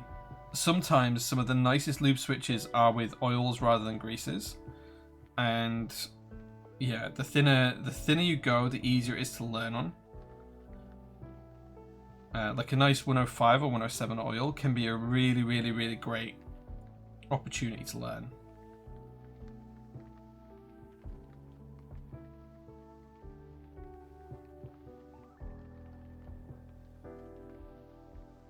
Okay. Right, so we've lubed all the wires. I'm just going to put a very thin layer on the wire rails. You don't need to use anywhere near as much. Absolutely, yeah. Sometimes less is more. I hate lubing anything more than a 65%, eyes closing, a 4th cup of coffee. Yeah. I'm just lazy. Yeah. Is there anything that can be done to help improve lubing switches? Personally, I've seen an improvement in my own lubing, but I would consider average at best. So in terms of lubricating switches, the key thing is practice. And I think if you start off with a thinner medium like an oil, you will very, very quickly learn how much you're putting on is too much or too little. I think tub lubing helps most people get consistent because it is very, very difficult to be consistent with a brush and lubricant on a brush. And that takes a lot of time and a lot of practice. So tub lubing is great for that kind of stuff. It takes out that kind of consistency. And it's about less is more often. So if you start lubing, try it with, and it might mean that you have to lubricate the same batch of switches a couple of times, but try it with a very, very light amount of lube, 3 or 4 drops for 65% board of switches maybe. Do the tub lubing method, give that a try, see how they come out when you've reassembled them. If you don't like it, add a little bit more and try again. And sure, it might mean, you know, building the switches 2 or 3 times, but you'll very, very quickly learn where the limit comes for your personal taste.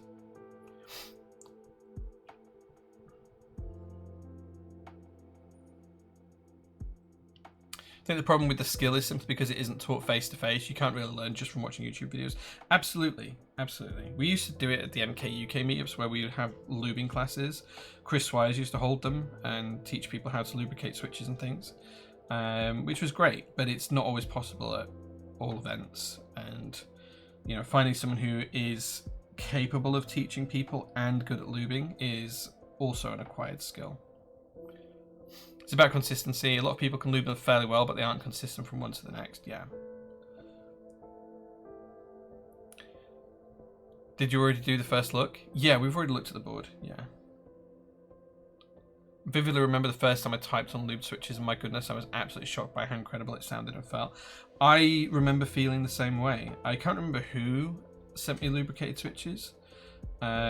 It was someone who used to be involved in the UK server a long time ago and has since probably disappeared, and I've not spoken to them in years. In fact, it might have been Andy TC. It might have been Andy. But I remember all of a sudden having my eyes awoken to the options for lubing. This had been about 2014 maybe. In fact, actually, it wasn't even on Discord. It was on the subreddit, the UK subreddit. And then after that, it was kind of a case of, right, well, I need to get some lube and learn and try. And I've never been amazing at it. I'm fine, but not amazing. So I tend to outsource it. When is the next drop of unlubed Gator on X's? Don't know yet. Don't know. I'm waiting for Ken and Keys to arrange that for us. Okay, let's get these into the board.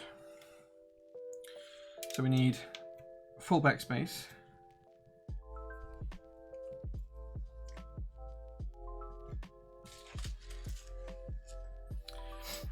I think the only time I would say I did a good job lubing was MX Black's YW1. Nice. Takes me forever. OCD kicks in. I spend ages on each switch, sound and feel, checking them as I go. Nice. Yeah, I think a lot of people don't do that, and they just get caught in the, oh, I'm sick of this now, I'm just going to rush it. And that doesn't necessarily lead to the best results. And I think that's part of the issue. It's not a quick job. It is time consuming. It does take a long time. And sometimes people just don't have time in their life for it. You know, I completely get it and understand it.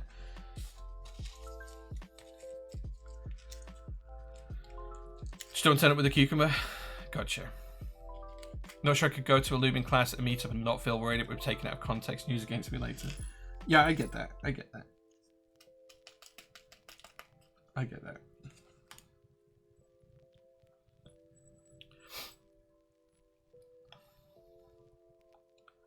It's just one of those skills that's really difficult to teach people, and unless you have an idea of what good feels like, it's really difficult for you to compare against anything. Maybe that's something we should do, Matt. Make like a... Maybe I should pay you to lubricate a ton of switches, like something standard like MX Blacks, MX2A Blacks or something like that. Like send you 2,000-3,000 switches, get you to lubricate them, so that people can then use them as comparisons to know what good is. And we can have like little switch samples that are sent around the community, like 10 switches, and people can then check their own work against them, have them like as a cross-reference checker to say, yes, I now know how to lubricate switches because I can make them match these. What do you think?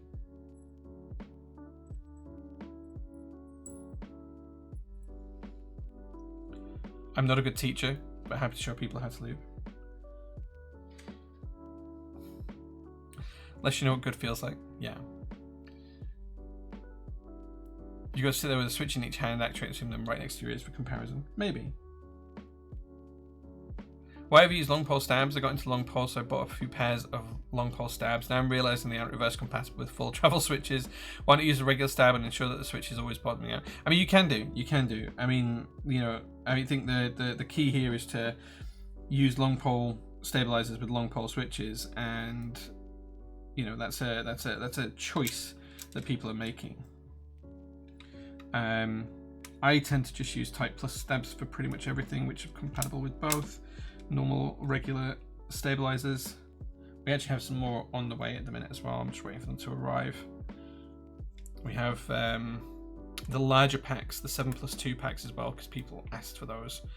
So they'll be in stock as well when they arrive. So you better order those, because like they were a lot of money. 2,000 to 3,000 switches. Ugh. Dude, like last time I sent you switches, I think I sent you 4,000, right? Was it that? Something like that. It was a lot. Pretty sure long pole stabs came out after long pole switches, so I've never bothered with them personally. Never have an issue with long pole switches and normal stabs. Absolutely, yeah, I haven't either. That's always been my go-to kind of position. That doesn't feel centered. There we go. I tend to just prefer normal stabs to long pole ones.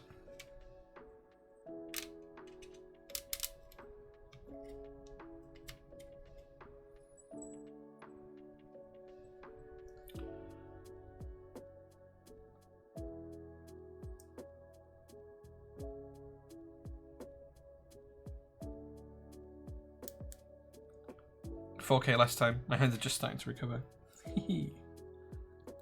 Asked for 7 stab packs of Type Plus. Just learning experiences won't make them stick again. Yeah, that's a nice way to look at it, dude. Everything about this hobby is a learning experience. I can't remember who asked for the 7+2 packs, but someone did. Someone did. It'll be in Discord. It's always in Discord. There's always evidence somewhere.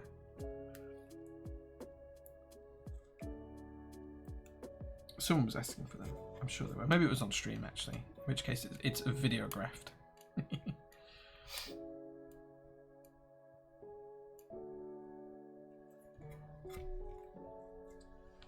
Okay. Just gonna have some water.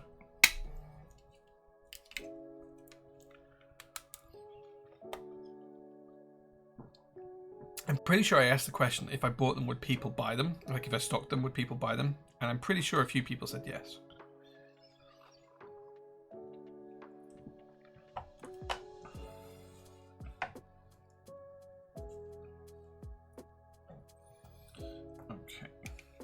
Going to move over to the other spacebar now, and then we're going to do the numpad area.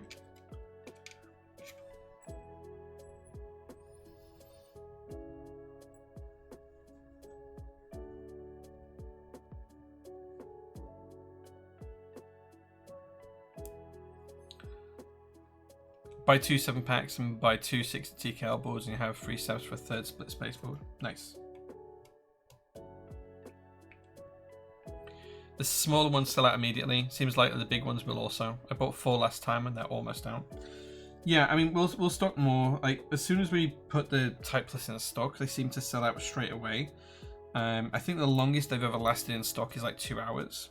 So, and we've had like thousands of packs of them. So, I mean, I know that they only S-tier stabilizer on the market, but even so, like, it just baffles me every time. Right, numpad 0 first.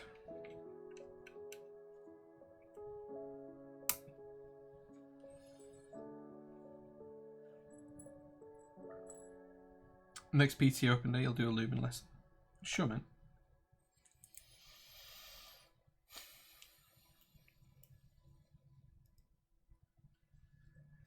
Yeah, we've tried to get XYs on their own. It's just not something that's available at the minute, but the guy behind them is looking into that option for later on, but it'll be a future batch, not now. People have a hoarding problem. Dude, do you know what? I kind of get it, though, with stabilizers, because good stabilizers are so hard to find, that when something like this comes out that is actually a good product, like, it makes sense that people want to kind of hold on to them. I get it. I understand it. I do it as well. Like, I buy 5 packs as soon as I put them in stock.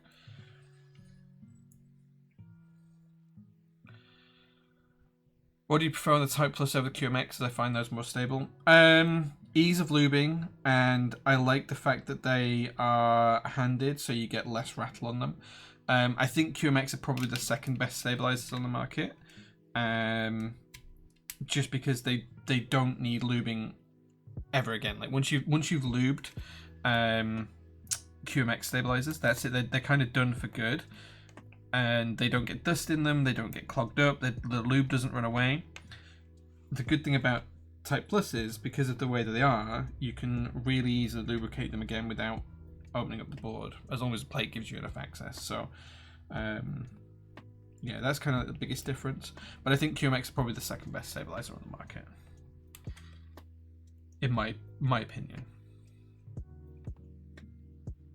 I think we're actually waiting for GMK to send the next batch of those over to us at the minute. I tried to make some in pink, but the MOQ was too high, unfortunately.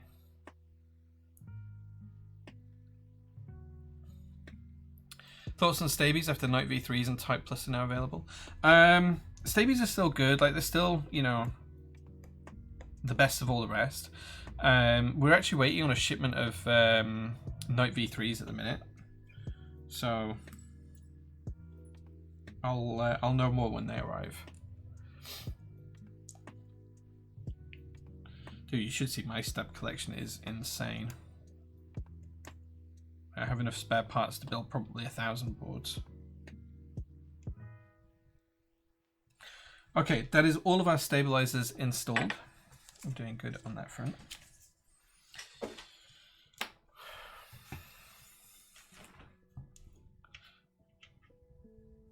I'm gonna drop our plate on. That looks good. And then I'm just going to take a quick break because I need a comfort break, and I'll be back in a second. And then next thing we're going to do is we're going to put the switches in the plated PCB, and then we'll solder. I'll be back in 2 minutes, guys.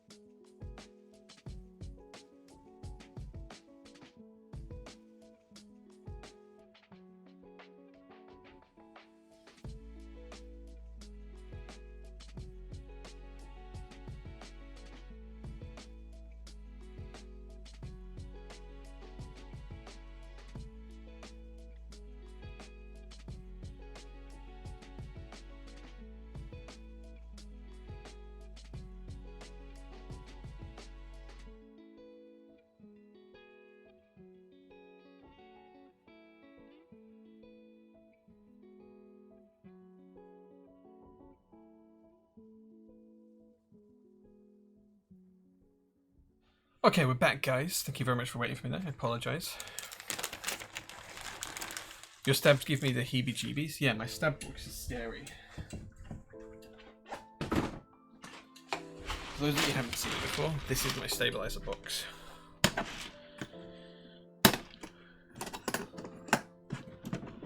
We have housings in every colorway, wires in every size and colorway you could possibly want. Loads of peach housings from something, mixed ones that have been harvested from other boards. You name it, we've got it in here. It's kind of crazy. It's kind of crazy.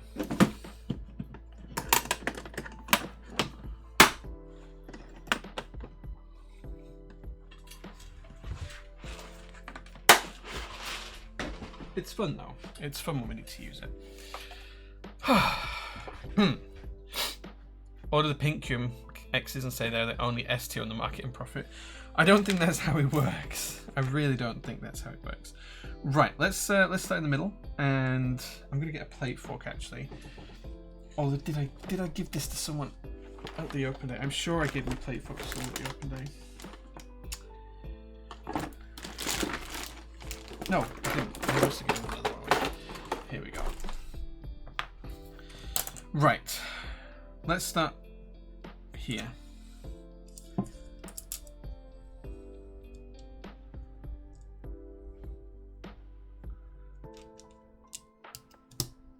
There we go.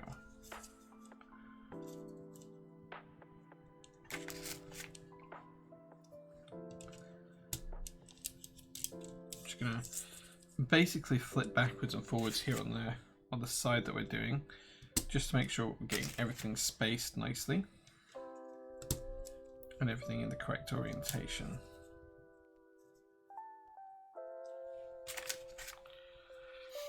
Inventorying your stab collection into Notion would be excruciating. It would.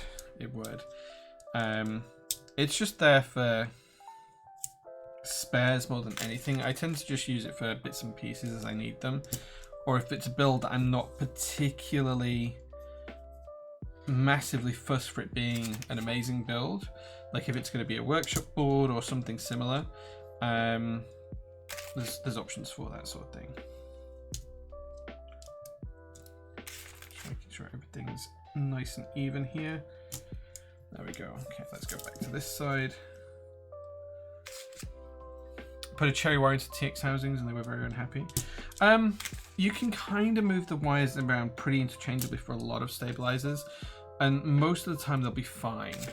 There's a couple of bad combinations that people are aware of and people have tried, but a lot of the time it's going to be okay. It's going to be okay.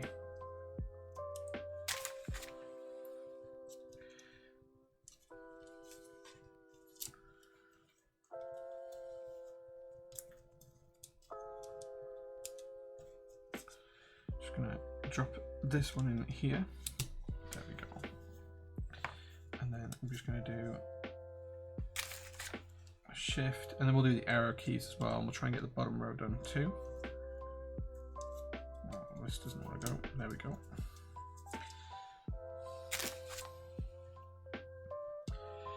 Sorry to ask about this on stream, but could you take some time to talk about the GMK Nerve after stream as one of the unfortunate people who placed a very large order with loop switches?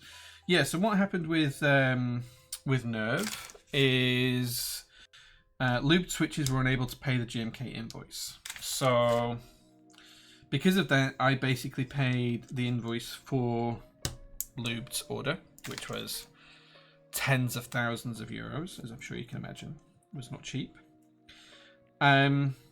And we had the set sent to us. For a 2-week period, we had a form open for customers affected by lube switches, where people could apply to us to pay the original group buy price to buy it from us and do a chargeback or get a refund from lube switches to make sure that they got their, basically they got their key set and they got their cash back, so they weren't paying twice for it. The downside of that is because we're in the UK and lube switches in the US, the shipping was slightly more and it was a little bit more expensive, but we did do like a $5 off rebate shipping, a £5 off rebate shipping as well, about $6, $7 off. So we did that for 2 weeks, and then we shipped out all of those orders for the customers who paid. Not all of the customers who filled out the form did pay when we invoiced them. And then after that, we put the extras in stock. So we'd already taken care of our shipment for UK customers months before this. We'd already sold out of our UK extras, but then I think there's a few sets still left in stock. So yeah, so this was publicized on the Lube server. We emailed customers that we knew were affected, who were also our customers. But from a data protection perspective, it's very, very difficult for us to actually reach out to Lube's customers directly, because he couldn't share like a customer list with us. So yeah, so we tried to reach out to as many customers as we could. but he will not be getting any of his GMK sets because we've had them and they've now been sold. There are still a few left in stock, I believe, but the vast majority of Nerve has now been sold at a massive loss to us. Like, we've lost thousands and thousands and thousands on rectifying this group buy. Looking back on it, there's part of me that wishes we hadn't tried to rectify it because of the sheer cost involved. Like, it's cost us so much money and it's been terrible. Like, we'd already paid for production of the desk mats for looped switches, and he never paid his invoice to us, so we never sent him the desk mats, even though we already had them on hand. We will never sell all of those desk mats, I'm pretty sure. Like, all of the desk mats we produce will never sell out because there's so many of them. So we lost money on that. We lost money on fixing it with buying the stock off GMK and then selling it at a loss, basically, just due to exchange rates and the time that had elapsed since the group buy. We lost money on shipping all of the orders to the US. It's been a whole thing, and it's not been a great experience for anyone involved. But that's broadly what happened from a GMK Nerve perspective. We're still waiting on the Infotex and Artisans, and we also paid looped switches for all of the apparel, the hoodies and t-shirts. He's never had those produced, so now we've had to arrange for them to be produced again, which is just another cost. And yeah, it's just been a really, really frustrating group buy, has that one. So we've done our best to put it right for as many people as possible, but it's just been very, very expensive. Very, very expensive. But it is what it is. We have to do what's right for the community sometimes, even if it means we'll make a loss, right? So yeah. Did you give one to Gemma in the end? I don't know. Maybe I did. I do remember giving someone one, so that might be it. These are the new Gateron X switches, Kato. Yeah.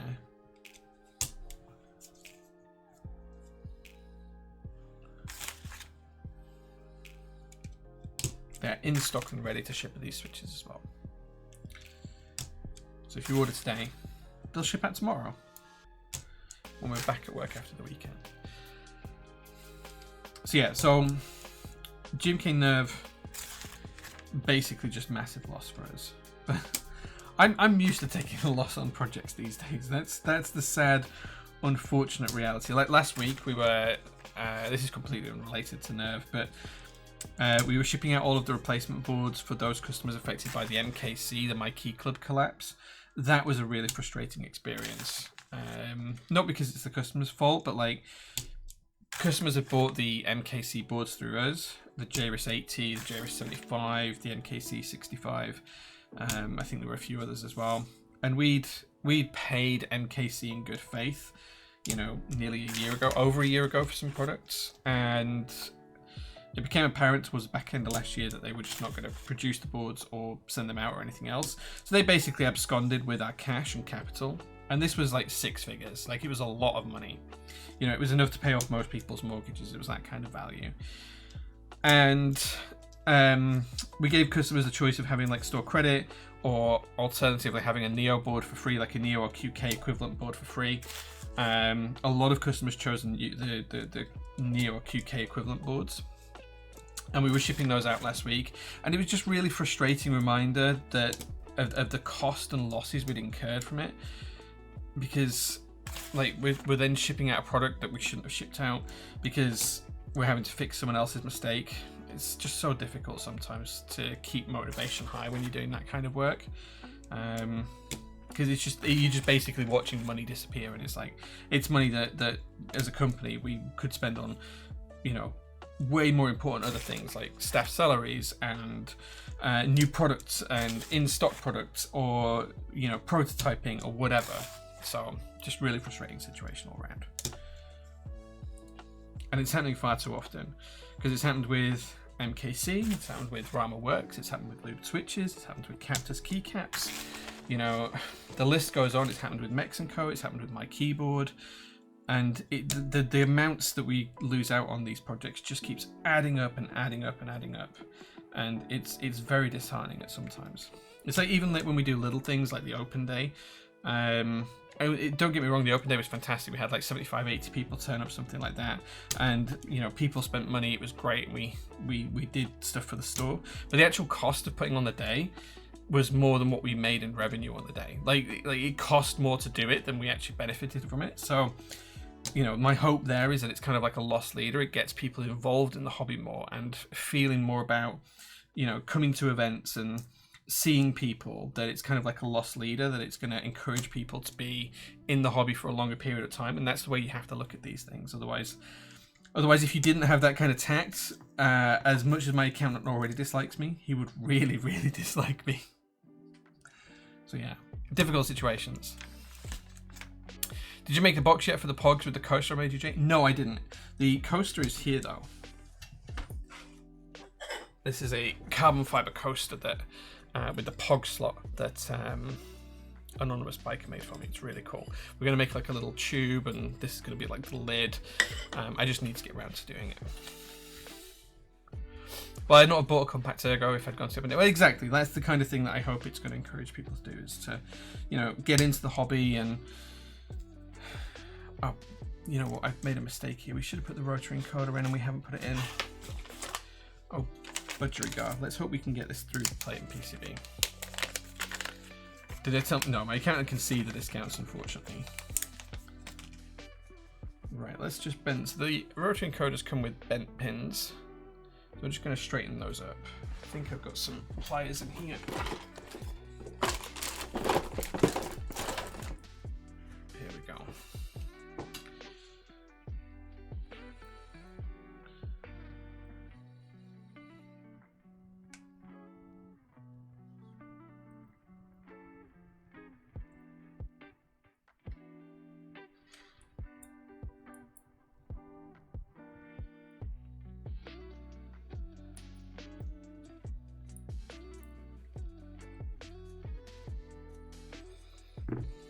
Let's see if we can.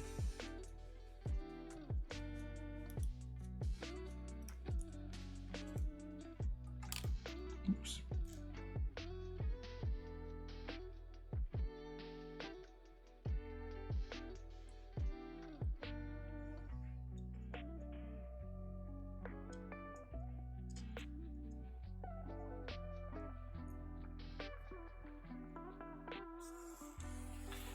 Going to try and watch what I'm doing here. Just trying to get the rotary encoder in.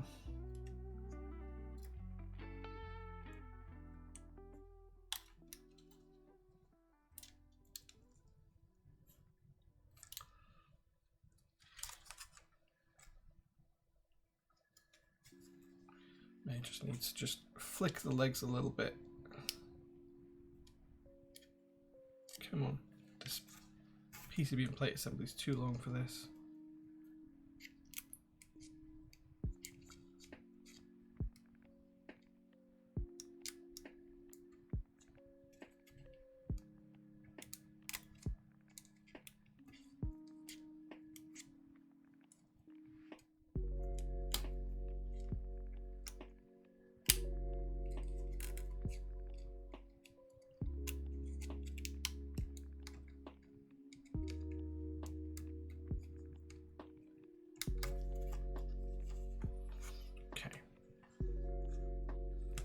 Use the pliers now to just hold this in place by bending the pins over. Now it's in place, and then we'll solder that in a firmer position shortly. That should hold it for now. There we go. That was a little bit of a faff. I should have done that beforehand, but never mind.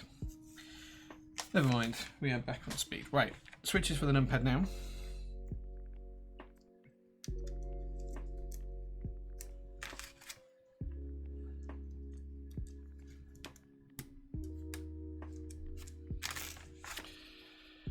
The Unborn, hey man, thank you so much for being here.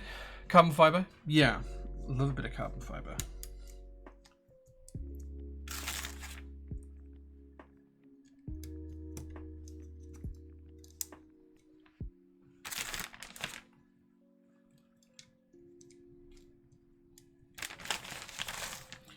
Okay.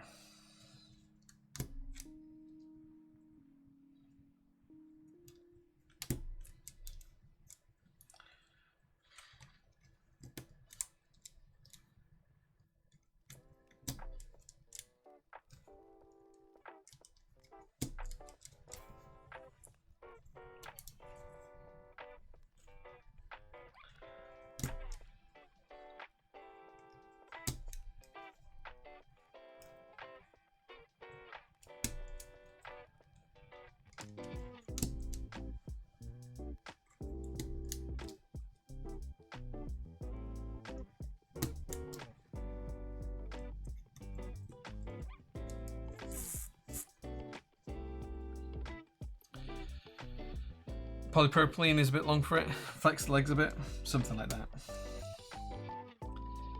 Can you share details about white on black restock? Yeah, we have a ton of Milky Way white on black and black on white sets that we're going to put in stock in a week or so. I need to try and go through them on Monday or Tuesday. But at some point in the next week they're going to be in stock. There's plenty of stock though, so I don't expect us selling out anytime soon. But yeah, just have like a really nice in stock white on black and black on white set with UK ISO. Oh, GMK white on black? Nothing I can share there at the minute. Here we go though. We are now all ready for soldering. Gator on X is on polypropylene, looking good.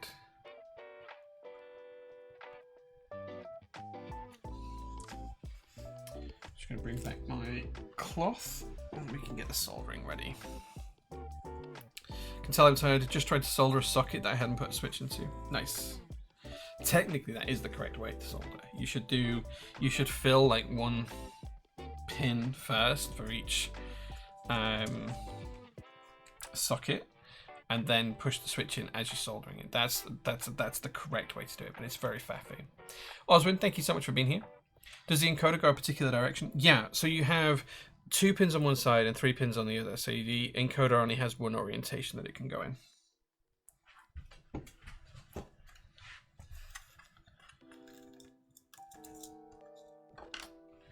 Okay, let me grab my cable. I've trapped it behind boxes.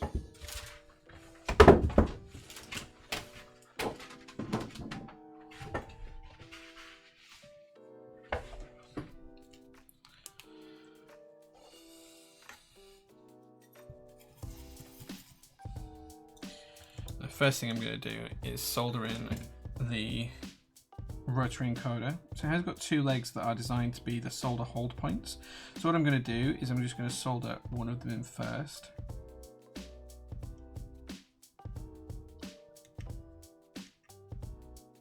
And then what I'm going to do is I'm going to push the rotary encoder into position while I reflow that. And that's going to hold that down nice and tight and neatly. Just like so. We'll then go around to the other side and do exactly the same.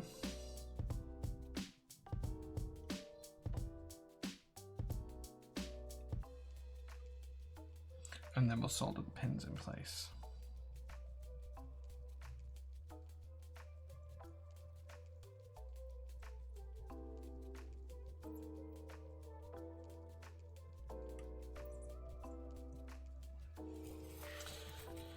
Okay, to keep everything aligned on the plate and PCB, I'm just going to solder one switch in the center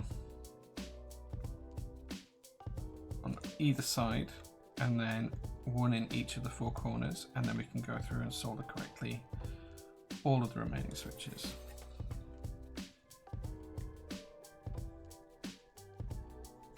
Just going to make sure that's seated correctly.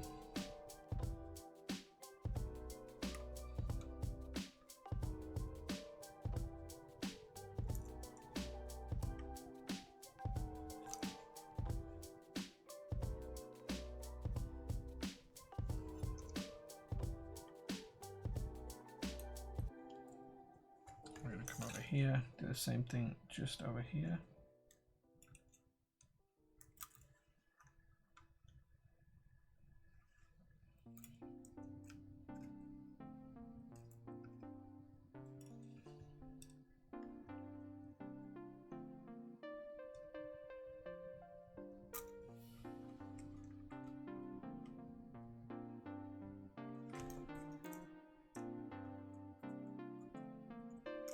Okay, now we can go through solder correctly. If you guys have got any questions you've ever wanted to ask me, now's the time. Pop them in chat. We've got a bit of time soldering here. And to try and make it more fun for you guys, I'll answer your questions. So all you need to do is just tag me with @J and then ask any question. The best questions are usually the ones that you think a vendor wouldn't answer, so feel free to ask away. And I will try and answer the best questions that get raised today. Doesn't have to be keyboard related, it can be related to anything. I'm an open book.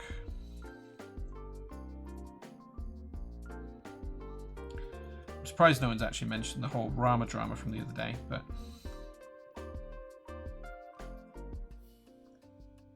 perhaps you guys have had your fill of Rama just like I have. Impossible to get wrong? Yeah. Take your time. My oldest son sold at a 60% at age 7. Nice. Yeah. Any advice for first time soldering? Take it slow. Practice on something else first. You know, practice makes perfect. With time and experience comes speed. Slow is smooth and smooth is fast, right? So yeah, just take it easy.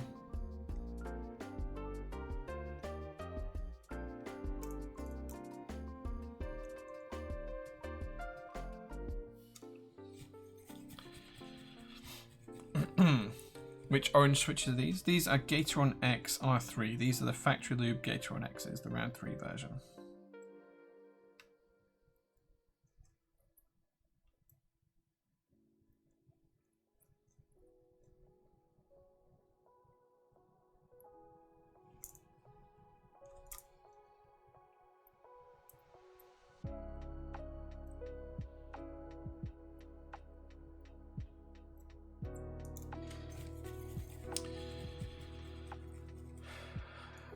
Jay, do you know how much the Cycle 8s will be when they're in stock? Sorry if you can't say. At the minute, no. It's going to depend on what the exchange rate was when we paid for them. Expect 10 to 20% above the group buy price, depending on what the exchange rate was at the time, what the current exchange rates are, and things like that. The absolute maximum it would ever be generally is 20% above what the original cost was, and the lowest is usually around 10% increase. Just because we've got extra things like warehouse costing and storage costs and all of the kind of other ancillary costs that come with it.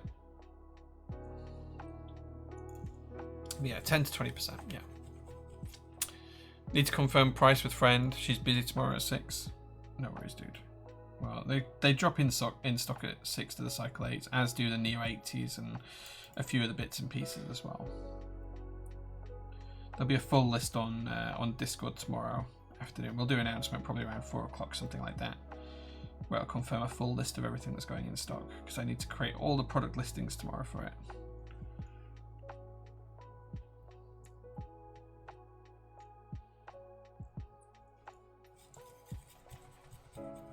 Jay, have you watched the High Performance podcast on YouTube? The Claire Williams podcast is brilliant. No, it's on my list of things to watch. I'm probably going to watch it whilst I'm on the flight to Iceland, because I think that's about a 3-hour flight. So like an hour and a half for that podcast is probably what I'm going to do.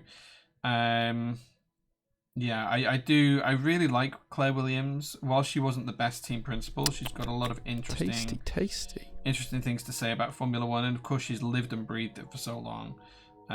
That she knows so much about it, that she's a very interesting person. So yeah. Bazooka, thank you so much for 5 months of subs. I really appreciate you, dude. Thank you so much. Mildly incredulous at the Rama response. Yeah, so the Rama post the other day is an exercise in narcissism. Like he said things in that post which were just so far removed from reality. Things like he looked around to see if anyone was going to stand up for him, and no one did. And it's like, well, have you considered that's because you weren't worthwhile standing up for? People aren't going to stand up for you when you're in the wrong. And I just genuinely don't think he sees it or understands it. He still thinks he was in the right, and you know, he still wants to continue producing products when, you know, tens of thousands of people have lost out on products and cash and money, and he's just frittered it away on frivolous lawsuits and supercars and other things like that. Like, I just don't know how people have the mental capacity to not hold themselves accountable for that. Like, I just don't get it. I don't get it. Like, I drive like a 7 or 8 year old estate car, and I feel bad about that. So yeah, having 5 supercars on the driveway, it's just a case of what the actual, you know. But hey, it's an interesting response, and it's interesting that he sees it like that. Suffice it to say that we are already on the creditors list for Rama Works, because we are owed thousands and thousands of dollars of product that we will never get. Not to mention, I also stupidly back in 2019 bought the chess set back when we were stocking Rama products on a frequently basis, which I'll never get the money back for. So, yeah.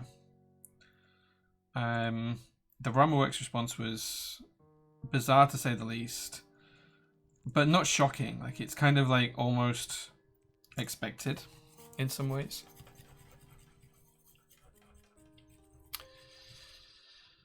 Trying to ignore enough of the little narcissistic Australian word. Yeah, absolutely. Don't scratch your nose with a soldering iron, even if it's itchy. Thanks, man. Yeah, that's a good tip. I appreciate that.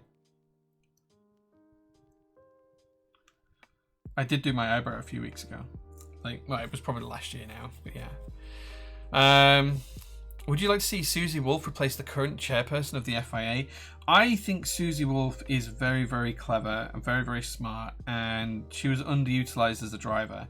So to see her in some greater impacting role than she currently has, that gives her the ability to influence women in motorsport more, could only be a good thing. You know, I think she absolutely deserves that opportunity. So yeah, I'd love to see that. What has been your personal experience running your own business? After what you said about losses, what keeps me in it? Austin, like, I love this hobby. For better or for worse, I love this hobby. I love what it means to people. I love a lot of the people in it. And I love the opportunities it's given me. The losses are just something that comes with running a business. Running a business is like... It's like having a relationship with someone who doesn't want a relationship with you. Because you're constantly firefighting in some sort of way, okay? Like, you're constantly having to change and be what the business needs you to be. And it is constantly an uphill battle. Like, and as soon as you think you're free and you're on the level, you're not. So the only way to run a business, in my experience, is to run it not on yesterday's successes, but on tomorrow's problems. And what seems like a great decision today is tomorrow's headache. Like, you can make all the best decisions in the world and still fail. You know, companies have been failing since as long as they've been companies. Even when people have made all the right decisions, companies can still fail. And I think sometimes companies that do fail are unfairly lambasted because of that. And I think that's going to happen at some point in the hobby, that a company's going to fail because other companies have made bad decisions around them and caused the losses. And not because they've made any wrong decision other than trusting a manufacturer or vendor that everyone else trusts. But no one in the hobby will see that or appreciate it. So what have I learned from running my own business? That business is very fickle, and your good decisions today are your worst nightmares next week, next year, next month, whatever time frame you want to put on that. So yeah, like, here's an example. Like, we internally designed a keycap set called the JOG keycap set last year, and my aim for that keycap set was to be able to produce high quality die subs to fill a gap in the market for OG cherry die subs. OG cherry die subs are really hard to get hold of. They are great quality keycaps, but they're rare because the keyboards have all been destroyed. But people like them, and people look out for them. I wanted to be able to create a modern version of those, which I feel like we've absolutely done in JOG. And I thought the market was there for it. We made the keycaps, we put them in stock, we gave some keycaps away to people to like review. And it's fallen flat on its face. It was an investment in a product that clearly no one wants, because we gave away more free sets for promotional purposes than we've actually sold. So, you know, you learn things from your failures, and it's just really difficult sometimes to bounce back from that. Like, it's just like, well, what if every other project I want to run is just not going to work and isn't going to work out? But you can't have that mindset. You have to be resilient. You have to be strong. You have to be tough. You have to bounce back from it, and you have to keep going. And that's the only thing you can do. So, yeah.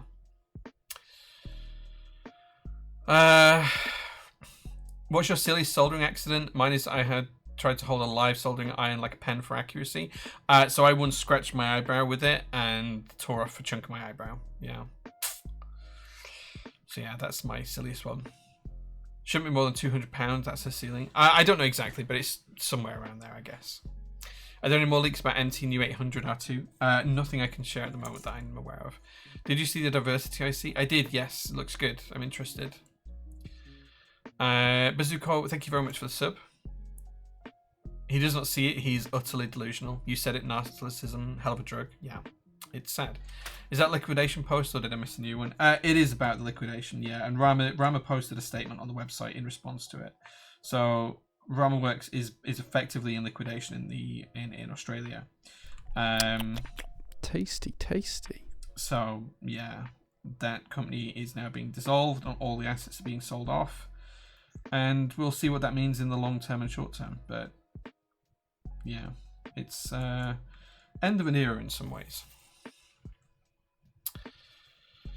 Just can't believe how many scummy people are in hobby, multiple people scamming and lying. Okay, so here's the thing. Let's have some real talk for a second. Let's have some real talk. I'm going to stop soldering for a second so I don't burn myself. Okay, so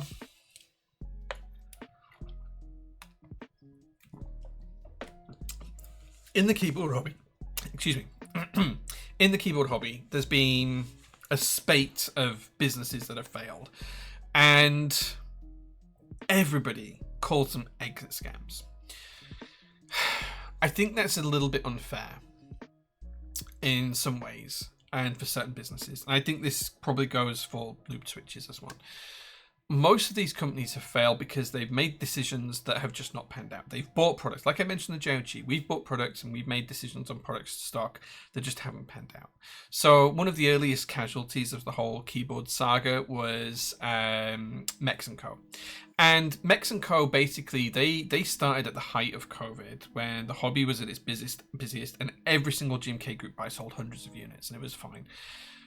What they did is they looked at how long they were expecting to wait for the keycaps. And GMK at this time was still quoting 9 months. So they were basically forecasting and saying, right, we're spending X on this group buy now. We've raised 60% of that through the group buy sales process of that bill. We've only got 40% of that bill to front. And we only have to front that 40% for 9 months. Because in 9 months, we'll have the in-stock keycaps and those will sell, give us our 40% back and give us an extra 20% for profit. Okay? Only that 9 months didn't happen. And they were doing that not on one set, but they did that on, a dozen, maybe 2 dozen, maybe 3 dozen sets. And what happened was that 9 months kept getting extended and extended and extended. And the worst part, it was nearly 3 years. So instead of getting the stock to sell 9 months later, they didn't get the stock. So they didn't have the income. They didn't have the stuff on shelves to sell, to give them the cash flow to keep going.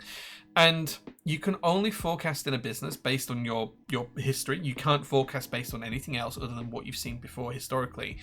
So when you've seen these sales happening and you've seen that they're all going through and you spend that first 9 months thinking, right, okay, we'll sell all of these key sets and we'll sell them, at this price and we'll sell enough to make the MOQ and we'll buy an extra 40% or whatever number you usually put around this. You end up getting to a point where you say, right, okay, our first set should be coming in stock and that's going to pay us back for this one, which then keeps paying us back and paying us back and paying us back all the way down the loop. And eventually you make your profit on the group buy because businesses need profit to survive. Only when that doesn't happen, the kind of like the house of cards kind of starts to waver and wobble and you go, well, where do we get that capital from? So then you take out a loan or whatever else business funding you need. And then the next one doesn't happen and the next one doesn't happen and the next one doesn't happen. And all of a sudden your profit margin that you're supposed to generate doesn't happen at the end of 9 months. It happens at the end of 3 years. So you've got, another 2 years and 3 months to cover yourself with that doesn't exist there. So when you look at a lot of these companies, did they intend to go out of business? No. I don't think any business owner ever wants their business to fail. Look at my keyboard. They were great until they weren't. And no business owner wants their business to fail. That's just not how people who run businesses are wired. They want their business to thrive. They want it to succeed. And what happens is sometimes it just ends up running away from them. And this can happen to any business at any time. Like cash flow is king. If you don't have the sales coming in because your stock is delayed or because, group buys dry up or whatever it might be, that cash flow stops running. Your business stops running. You can't pay staff. You can't pay rent. You can't pay utilities.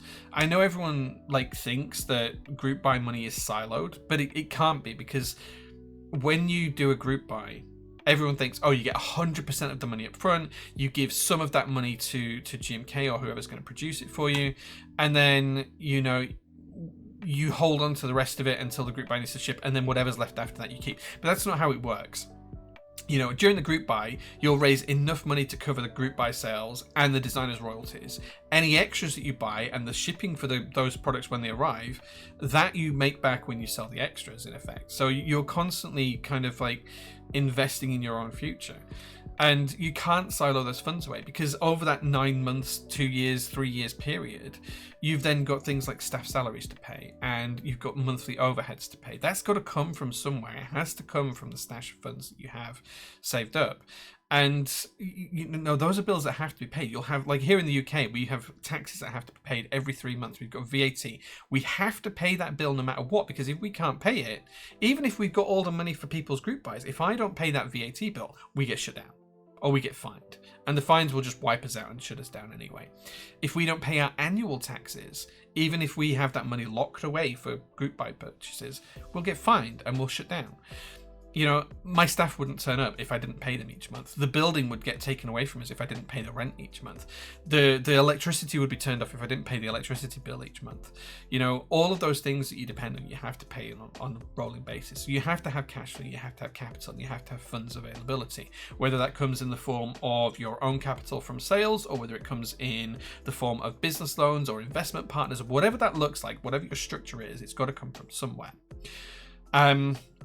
A lot of these businesses, that funding source, whatever it looks like, whether it's cash flow, whether it's, you know, loans, or whether it's an investor, sometimes dries up. And when that dries up and your stock you're expecting to sell either doesn't sell or hasn't arrived yet for you to sell, you end up in a pickle. You end up in a position where you can't pay anything, and you can't rob Peter to pay Paul because the pots aren't there, and all of a sudden your business fails and falls over. Now, that's not malicious, it's not done on purpose, it's not done with intent, it's just something that happens. You know, everyone has been there in their life at some point where all of a sudden they go, crap, how am I going to pay that bill? That bill's come in, how on earth am I going to pay it? You know, it happened to me in my 20s. Luckily, after that, I've always had reasonable jobs, and touch wood, I'll always be okay. But, you know, I've had that feeling when I was back in my late teens, early 20s. How on earth am I going to pay my phone bill? How am I going to pay rent? How am I going to pay, you know, the gas and electric bill this month? Am I going to have to get a payday loan, or am I going to have to put it on a credit card, or whatever else? That happens to everyone, but when it happens to a business, the business fails and it goes under and it disappears. Something like 80% of new businesses fail within the first 3 years, which is insane when you think about it. And I don't think any of these business owners wanted their businesses to fail. They wanted to continue. They wanted to thrive. They wanted to do well. So an exit scam, when you term it that, that's someone who comes into the hobby, takes everyone's money with the intention of running away with it.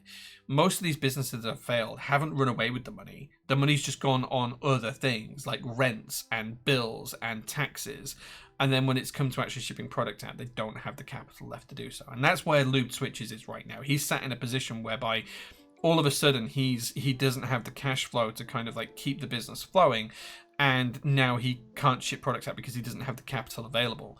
And all of a sudden he's getting chargebacks left, right and center, which then compounds the situation, makes it worse, because then his payouts from Shopify from any orders he does get, he's not getting, because Shopify is saying, well, you owe us this money now, we're taking that off you before you even get it. And it's a really terrible situation to be in.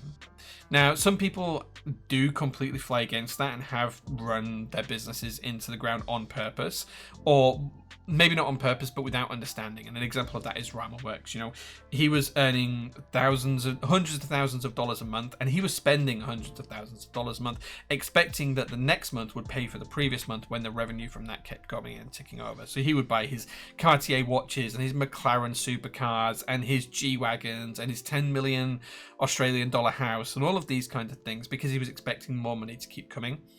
And that's where he's being found out. So whether he did it maliciously or not, I don't think so. No one wants their lifestyle to stop.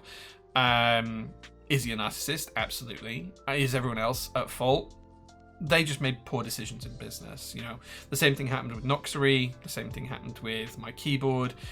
I don't think they're necessarily evil people who try to exit scam and run away with people's money. They're just people who have made decisions and then not being able to back those decisions up through whatever means they needed to. And that feels really scummy when you're the customer that's impacted. I get it. I completely understand it. I've been impacted on a personal level by a lot of these companies as well, and I've been impacted on a business level by a lot of these companies too. So I think we're somewhere in the region of around £500,000 loss, like $750,000 of losses because of how these companies have acted out there in the past 18 months. And that's a lot of money for us to be able to have to lose. So can it happen to any business? Yeah. Is it an exit scam? I hesitate to use the word exit scam because that means someone's run away with the money. I think all of these people have left with nothing, and that doesn't necessarily mean an exit scam to me because they don't have anything. The only one who is truly an exit scam is Rama because he's had everything and spent in advance. But let me know in the comments if you disagree. Let me catch up and see what you guys are saying. There's also a lot of lovely people in the hobby. Maybe. In case it wasn't obvious, your character is what's most valuable, not the profits. People support those like you who put the people first, and I believe that's what keeps loyal customers. Yeah, but at the end of the day, like, I've not had a salary for the past 8 months, and I can't live with that money forever. So, you know, at some point, I'm going to have to pay myself again. There are always bad apples who spoil the bunch. Yeah, it's a shame. JOG is a really nice set. I really enjoy the one I bought. Yeah, I appreciate the guys who bought it. Love it. It's great. It's the JOG set. I absolutely adore it myself, but I can't get away from the fact that ultimately that project was a failure. Like, financially, it was a failure. Is what it is. Marshmallows, thank you so much for the raid. Thank you so much for being here. Get raided. Yeah. Apologies, I was on a rant. I didn't even see it. Any chance you've heard rumblings of an empty new hyperfuse? I haven't heard anything, Rack, but I would love to see it. PB hit the Rukia build out of the park. Nice. When his prototype is fulfilling the Rukia Works 1098. Pass? Is that public knowledge that we're working with that yet? We haven't sold it yet, so yeah. Shout out was given to Marshmallows. Nice, thank you for the shout out to Marshmallows. I appreciate it. Bunch of universities right now in that position, not just the keyboard sector. Dude, like, I can help fix that. Sorry, I didn't mean to be naive to your situation. No, like, it's fine. Like in my view, in my business, like, because we've had so many losses and we've had to kind of like pay for those losses, like with MKC was the biggest one. Like that was enough to pay off my mortgage. It was that kind of number. It was such a big number.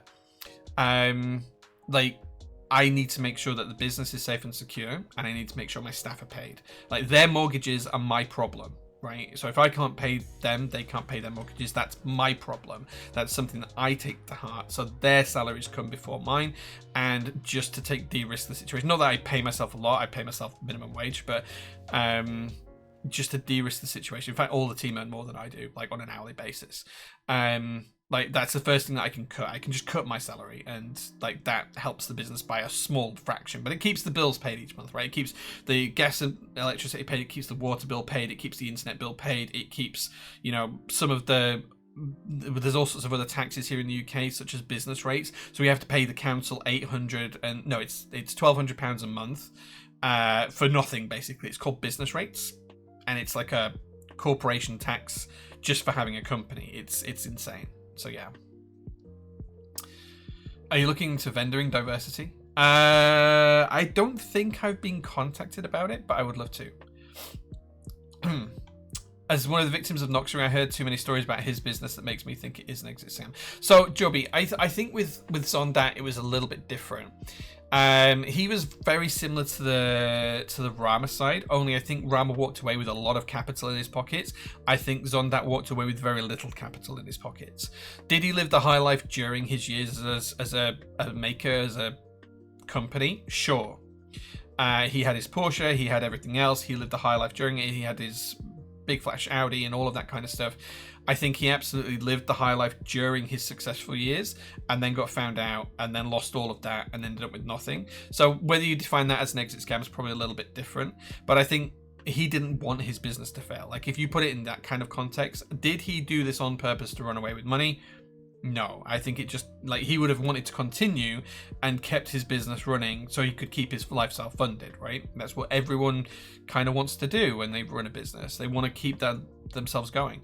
So I think an exit scam is someone who comes in with the intention to pump and dump, to take money and leave with the money and never ship a product and run away laughing and joking about how much they've scammed people. I think that's an exit scam. I think there is poorly run businesses and poor business people, and people who are running businesses who don't have the qualifications to do so. There are a lot of those. So you just kind of have to frame it in a slightly different way, Joby. So I'm not trying to say that these are good people. I'm not trying to say that at all. I'm just trying to say that I think there's a difference between an exit scam and a business failing. And you can point the finger at whoever you want for a business failing, but it can happen to any business at any time. That's, you know, it could happen in any industry. A business can fail at any time. So, yeah. You can point that to poor business management or whatever you want to point it to. But I think it's very fundamentally different to what is an exit scam. Not fulfilling the 1098, but possibly rendering it. Got it. Yeah. We've been talking to Haruki and I. Yeah. We've been talking in my DMs. Yeah. I didn't know that was public information yet, but yeah. Okay. Yeah. So yeah, I just want to make it clear that there's different levels of being bad at business, and I think often people point the finger at someone and say you're a bad person because your business has failed, when they feel terribly about it and they never wanted it to happen. Like, they just didn't want that to happen. Have they mismanaged things? Maybe. Did they make bad decisions? Probably.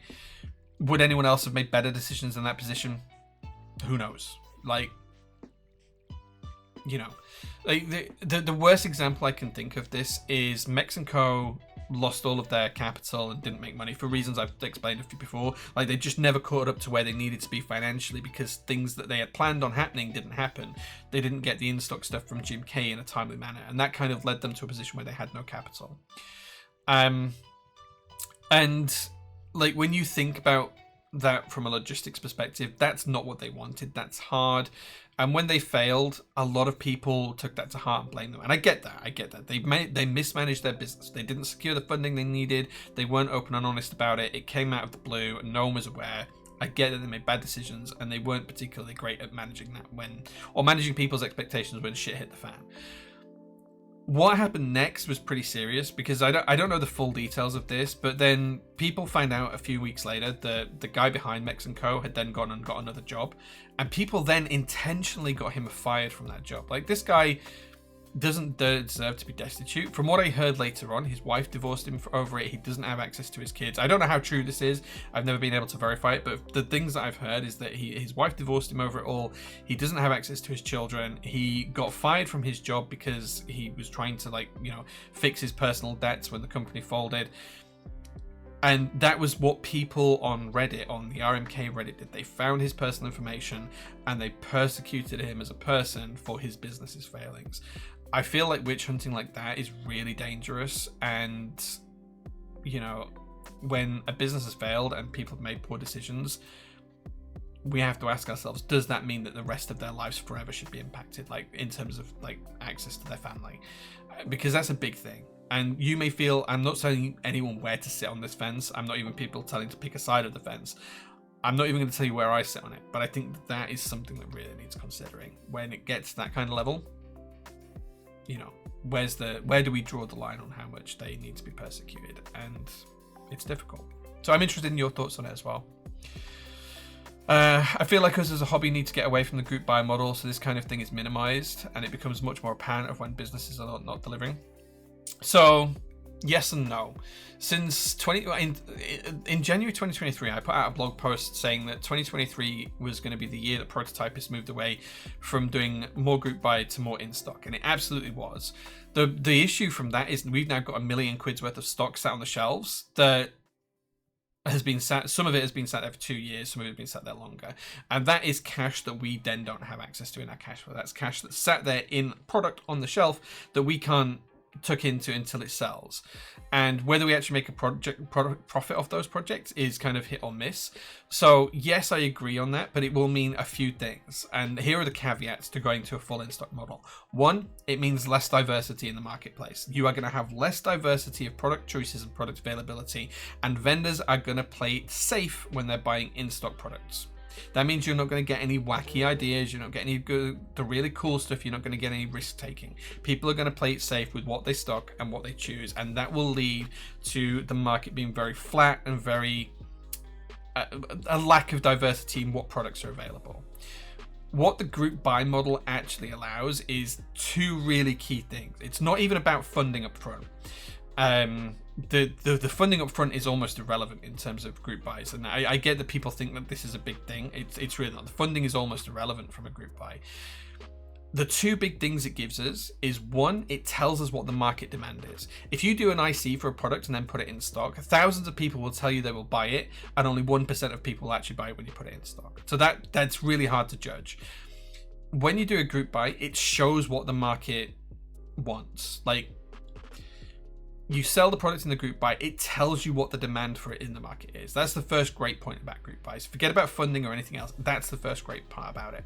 The second part about it is it allows us to be significantly more sustainable, because we are only producing what's needed to be produced. We're not going to take a risk and say, well, let's produce 1,000 of this key set and hope it sells, and then end up in 3 years' time sending 500 key sets to landfill because it's not sold, which is terrible for the environment and terrible for the financial books, and stops you taking risks on other things and stops you investing in other things. It says, well, actually the market shows us the demand for 200 sets worldwide, so let's buy 300 sets worldwide and just increase it by 33% or 50% of the original sales, and by 50% extras, and you are being more sustainable that way. It's easier on cash flow, it's easier on manufacturing, and it's easier on potential landfill excess waste of plastic when we're talking about carbon impacting products. So there's a couple of reasons to have the group buy model and pre-order model. There's a company that I like called Fram, and they make really nice coats, and they do everything on a pre-order model. You order your coat in your size, they go away and make it, and then they ship it to you. It's like a bespoke model. Group buys need to be thought of as that kind of bespoke model as we get to a kind of more secure vendor footing, like the vendors who are around for 5 years, 10 years stay around. So yeah, that's the challenge. The other challenge is minimum order quantities. And for a vendor, so I want to do GMK Midnight Rainbow R2. I designed the R1, we did it as a group buy 5 years ago. It sold okay. I want to do it in stock for round 2, but that means that I have to buy the whole MOQ out on my own. That's a tall order, even though it's only 150 sets that I have to buy for the MOQ. But that's a lot of sets for a small business here in the UK when we have so many other projects going on. That's a big investment. And, that's the reason why it's not happened, because I don't have the capital that I can easily push to that because of all these other vendors failing. It would have happened 2 years ago if, Mex & Co. and My Keyboard and all of the other vendors that owed me money didn't disappear. So, you need to think about things like that as well. The hobby isn't as big as most people think it is. It's multi-million pound hobby, especially PT does a couple of million a year in revenue, but it's not $1 billion a year hobby where people can afford to take risks and people can afford to invest in it. It's a lot smaller than people realize. Like, most GMK sets in the UK don't break 50 units. Like, we don't sell 50 base kits.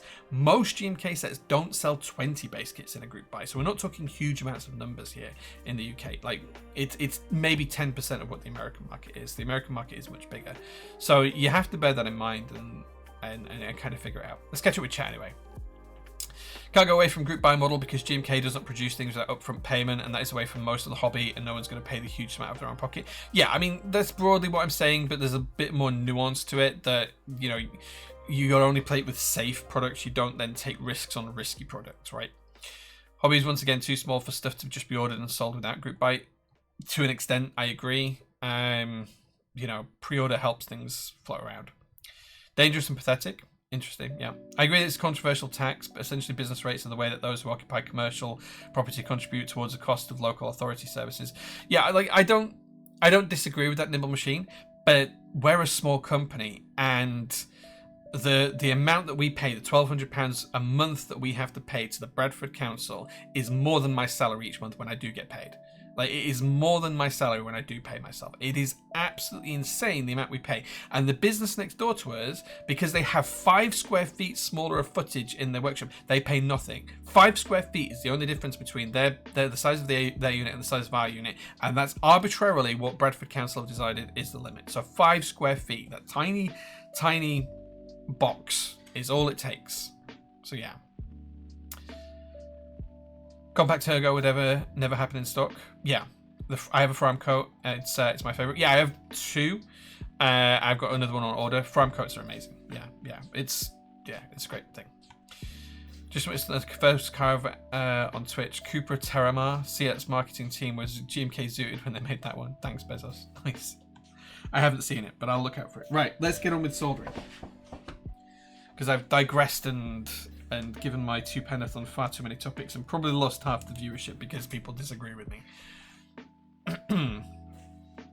No, you order through Fram and Fram order with the manufacturer. So they're the guy behind Fram is the designer of all the coats. It's a little bit like if I designed a keyboard and we made each one on a commission basis. It's basically that. But yeah, it allows you to be more sustainable, which is a great thing. But there's a lot of nuance to what I'm saying, and it's only kind of like every situation is going to be different. But so I am generalizing a lot, and there is always a lot of nuance in every situation that can make things slightly different from how I'm explaining it. It's a very deep topic that I'm just skimming the surface of.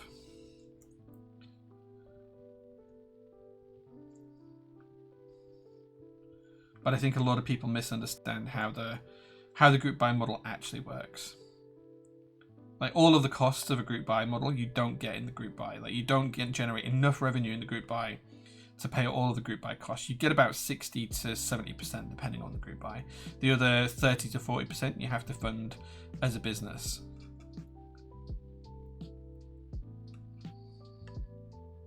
I think a lot of people miss that. A lot of people think that you get like all of the funding, and it's not the case.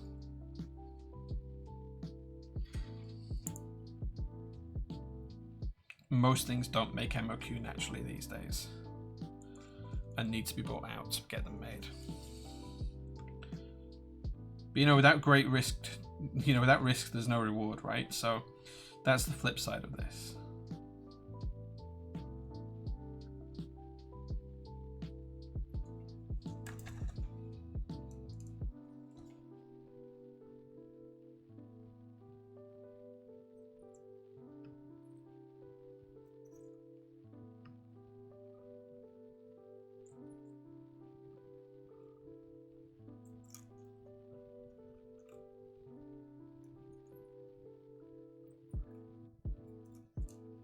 But of course, I am always interested in your guys' opinions on this kind of stuff. So, because you'll have a different view of how I see it. Like I see it from the vendor side and from the manufacturing side and from the business orientated side. So I'm always interested to see what the consumer perspective is. But from a business side, it's never easy. It's never straightforward, and you're constantly making decisions that seem sound today that might absolutely bite you in the backside in a couple of months' time. A good example of this is when Noxia was having issues. I knew Anthony quite well, and I offered to help him. Like I phoned him up and I said, look dude, like if you need me to ship all the stock you have on hand and you pay me back later, let's do that. Or however it works best for you, let's help you out. You can give me stock, you can pay me off later in cash, whatever's best for you, let's do it. He agreed to that, so I had a van, rented a van for the day, went over to where he was supposed to be. He wasn't there. Never heard from him again. And then a number of weeks later, I got a visit from the police and Action Fraud in the UK, who people have been reporting him to for non-delivery. And they were basically like, Jay, why have you not delivered all these products? Like, it's nothing to do with me. What had happened is basically people had filled out the form saying that I'd offered to help Noxery, and therefore then the police visited me expecting me to be the one that's fulfilling the orders because they'd got their wires crossed. And that was a really difficult conversation to have and to show that we weren't actually liable for any of his products. So, that was a really uncomfortable situation through just trying to do the right thing and trying to help. And that's why it's difficult sometimes.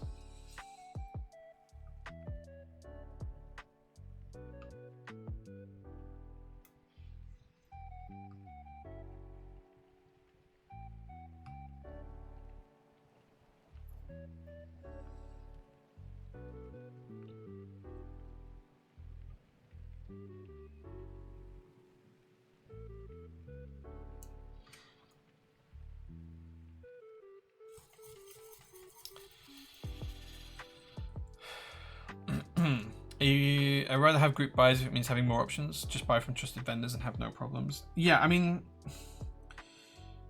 I think I'd like there to be less group buys in general, and I'm always trying to work towards that. We've had more stock products or products that have been bought for in stock than have sold in group buy for the last 2 years, right? So we've been slowly making that transition, but we'll never move away from the group buy model totally unless the market absolutely blows up and the market becomes 10 times the size of what it is today, because it's just too small to be self-sustaining right now.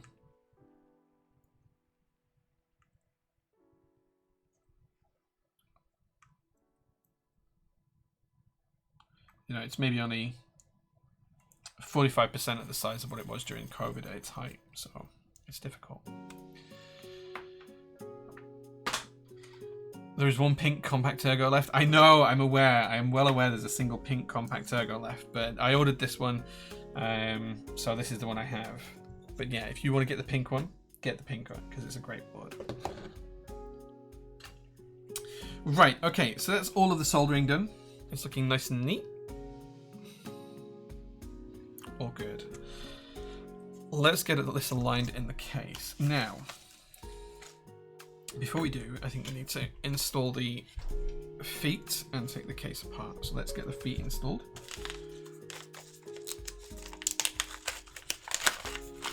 I feel like I've made a lot of people be quiet, and I've probably upset a lot of people with what I've talked about here. So if I have upset you, I apologize profusely.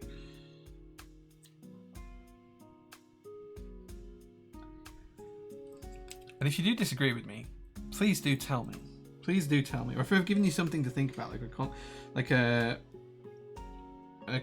perspective you've not considered before, tell me that as well, because I'm interested to know how people perceive it all.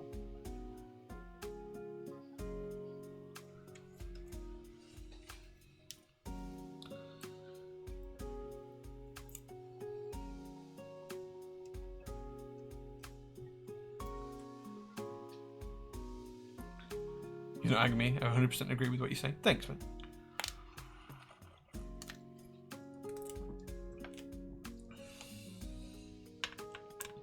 Let's go up a size. Agree with pretty much all you said. It's great to hear a vendor business perspective. Well, I will always try and share the vendor perspective. If there's ever a situation ongoing and you want a vendor's take on it, just ask. Because it's easier to share these things, and being open and honest with people. Like, I've always told people, like, you can ask me anything, and if I can tell you the answer, I will. There's times when I can't for contractual purposes or because it breaches some sort of data protection or whatever.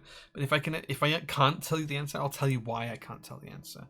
But yeah, it's hard out there. Transparency is rare, and I find the business insight helpful and applicable more generally. A free business lecture, dude.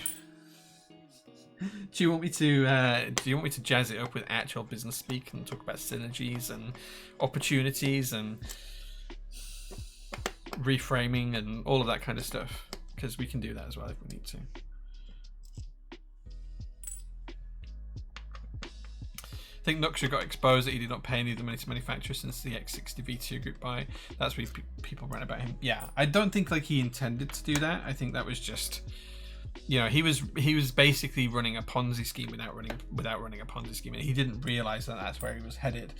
And you know, he got found out because a project just didn't sell as much as he expected it to. And do I think he did it intentionally? No, I don't. I think he absolutely wanted his business to continue. He didn't want to fail, but he did. I think you're doing something wrong not having a Porsche or a McLaren. Dude, I would love to have I'd love to have a classic Porsche. I really would. I'd absolutely love to have a classic Porsche. It ain't gonna happen anytime soon though. Right, okay. So, I'm just going to put the top case down for a second. We're going to go for top mount on this because it's the only option available. But before we do that, I'm just going to install the light pipes. So this is basically a bit of felt just to stop light bleed, a thick piece of felt or rubber, just to stop light bleed off of the LEDs here. So I'm just going to install that, just like so.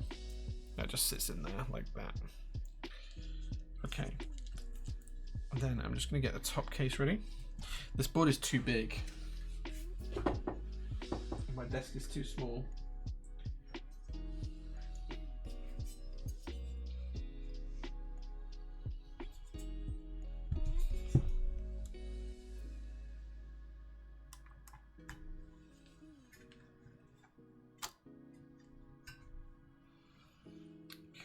size screwdriver here, this one. Yes. So what I'm going to do here is I'm just going to put 2 screws in very lightly. He says, why is that not screwing in?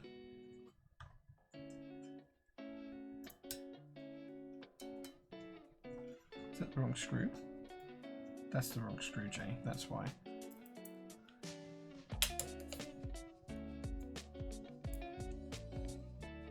I'm just going to pop 2 screws in very lightly here. Just going to go until they're finger tight, and I'm going to put 1 in each corner. And the reason for that is so that I can make sure that everything is aligned correctly. So I'm just going until they're finger tight. And what I'm going to do now is I'm just going to make sure everything is aligned correctly and moving freely. So we're going to put the rotary encoder on because this is a good test for it. I'm just going to make sure I've got a screwdriver that's small enough to turn the grip. That's too small. That's perfect. Okay. I'm going to undo the grip screw. I'm going to pop that down. I'm going to tighten it on.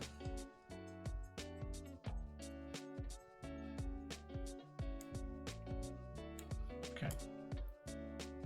So that looks like it's nice and evenly aligned. We're just going to make sure that there's no binding as we turn this.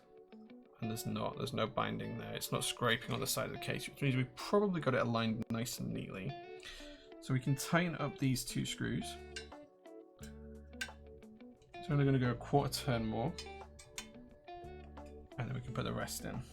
We should find that that's all nice and neatly aligned. If it had bound the rotary encoder, we could have just slid the plate around just slightly, just to make sure that it was all correct. Probably a very silly question, but do you have any KKB Nama chocolate spacebar kits down the back of the server, returns or damage kits? We don't sell returns because it's an absolute nightmare from a regulatory perspective. So we end up having to destroy returns, which is financially very difficult. So no, we don't have any spares. If they're not in stock, we probably don't have any. If you drop me an email, I'll get Mel to double check one day this week, but it's highly unlikely. Like there's maybe like a 2% chance that we have any. My mum's partner is obsessed with classic Porsches. Yeah, I love a classic Porsche. I just cannot afford one. I'll stick to my Datsuns because they're cheap.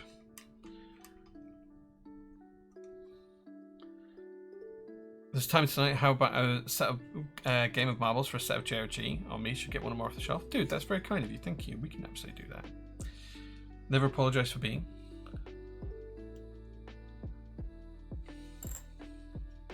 Yeah, drop me an email, Benevix, and we'll see what we can do. No guarantees, but we'll see. Right. Okay. Jelly, if you're sure, drop me a DM. But we can absolutely give a set of JRG away on stream today. We'll play marbles as soon as I finish the build here, which we're almost at. Right, let's get the bottom case in, and then we can connect the JST and then screw the case together.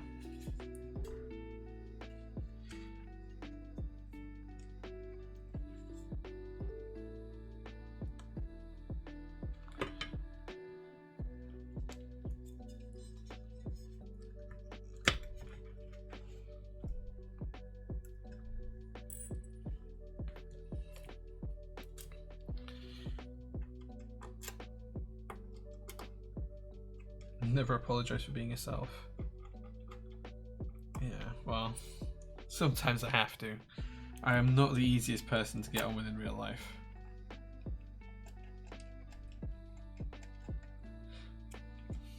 Just ask my wife. She's more frustrated with me than anyone else, I suspect, most of the time.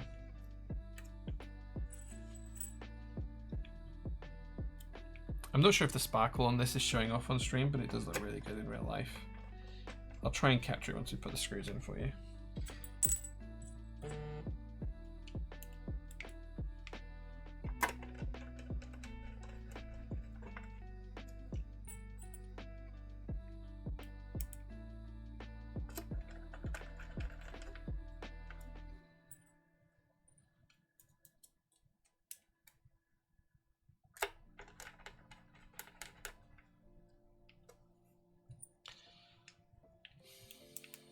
better there being a bit of beef and living alongside each other without each other? Maybe. Don't make a whole stream of people come and slap your RL. Everyone at the workshop, dinner or drinks for now easy to be around. But thank you, dude. I appreciate that.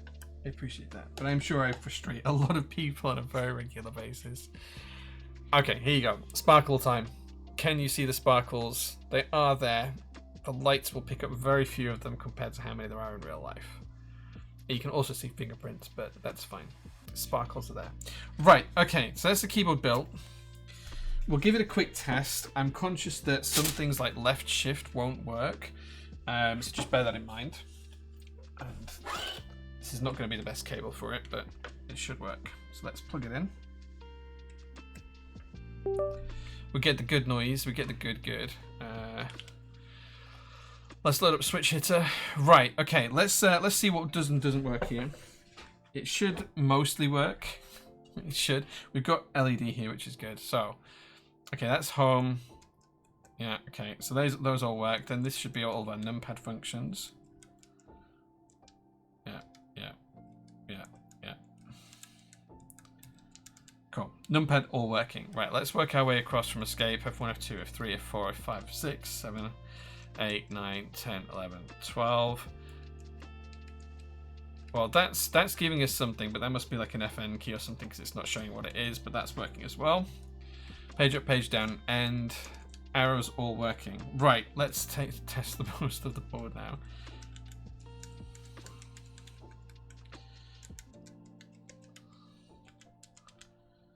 Turn caps lock back off. Okay, split left shift is working. Excellent. I wasn't expecting it to. I say that's an FN key because we're seeing the LED flash. So that's good. Wait, did the LED flash that? No. Okay. Right, let's get the second half in. All looking good so far. ISO enter working. Yeah, okay. B and M, yeah. Shift, yep, space, Alt, Control. Okay, so everything looks like it's working. The rotary encoder is working as well. The press isn't, but I'll have a look at that later on. It might be not configured, that might be why. So that's significantly working better than I expected to out of the box. So we're good. There we go. Should all work just fine with binding left shift and nubs to the same key. Oh.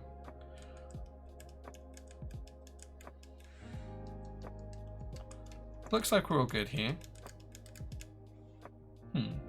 We'll test it out later on. Right, let's get some keycaps on this bad boy and make sure it all looks good. Does it have a tent? No, it's just angled. There's no tenting to it. It's just angled. So sloped this way, not sloped that way. Okay, so for this board, I am wanting to put GMK MTNU Rascals on it. I hope this works because this is a really dark red set. Look how awesome this packaging came out. Look how cool this is. This is in stock as well. You can order this today and I'll ship tomorrow.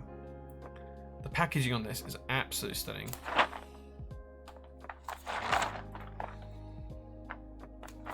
We even get a mention here as well. Look, there we are.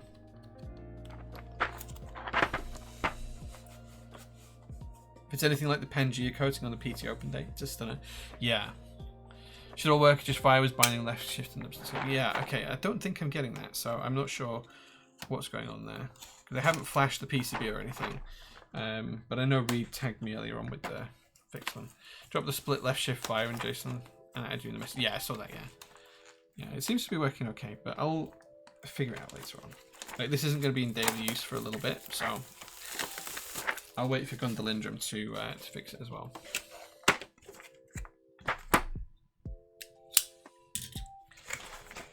So let's take a look at the Rascals.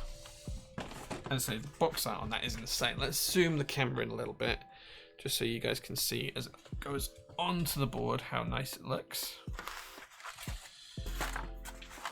Maybe this isn't going to work, but it's this lovely dark red. It's probably a little bit lighter than it's showing on there.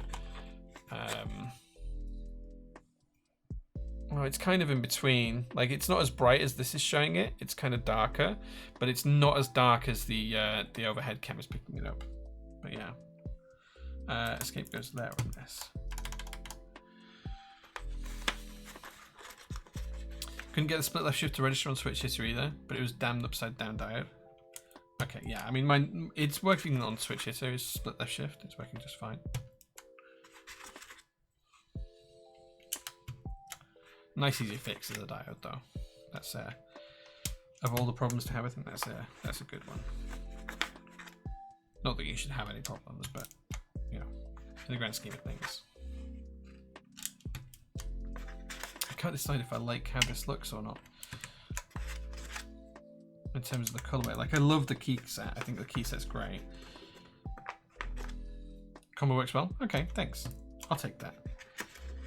I'm looking at it and thinking, does it work well? I can't decide.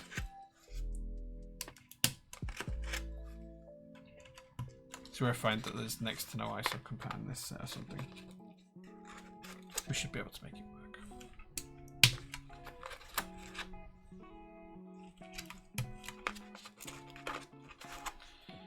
And with the lovely polypropylene plate as well.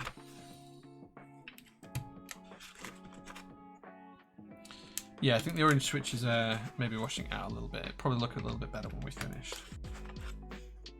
Black works with anything really? Yeah.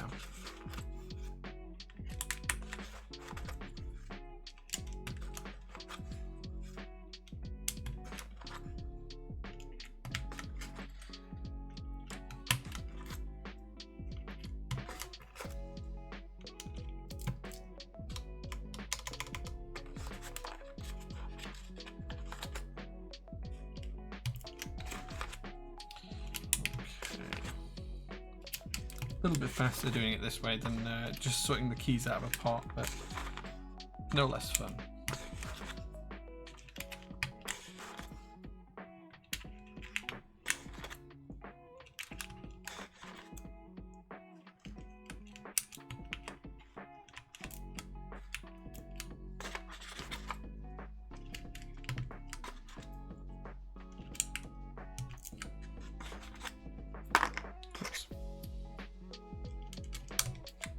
I think you're right. The more of the orange switches we cover, the better it looks.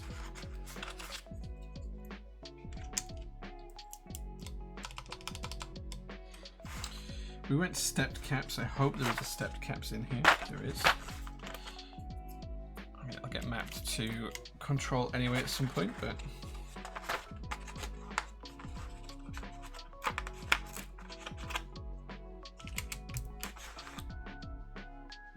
no, would look better. JOG. JOG would look really good on this actually.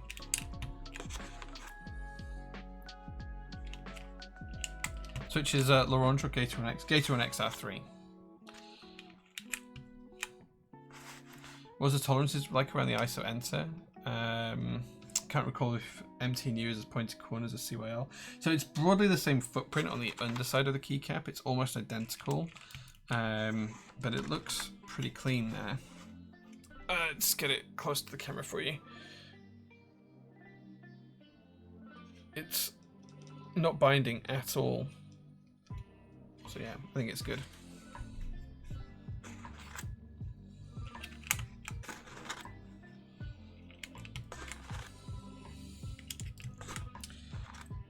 Okay.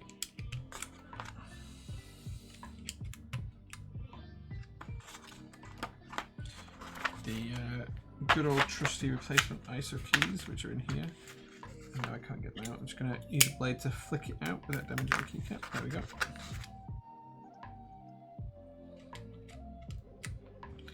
And the same for this one.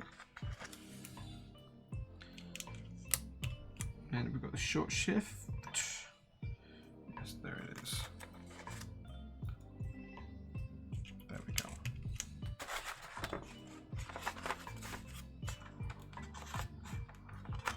Yeah, Gator 1X switches.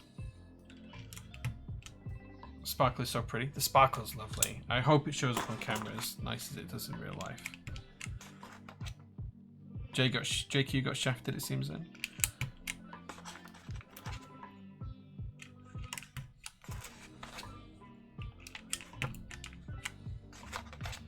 Well, JQ does not deserve to be shafted. Wait, is there another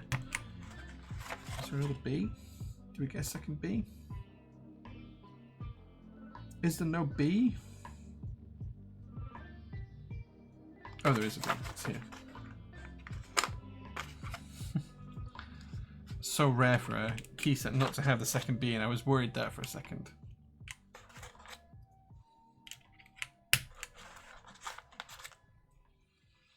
Really showed when you brought the board up to show the ice winter. Nice, okay, good. Yeah, I'm glad you could see the sparkle. Okay, shift. There it is. Okay, and then we need, I think it's 1.25 U keys here for Control and Alt. Super, there we go. Now, I know I don't have this, oh, is that a 1U key? Yeah, that's 1U. Okay, so we need a 1U Alt, which is there. Oh, we do have split spacebar support. This is nice. I didn't think we did have it, but the fact that we do is great. And then we want a 1U FN key for here. And then we need the other spacebar. I think it's going to be that one. Oh no. This one. There we go. It's like this set was made for it. And then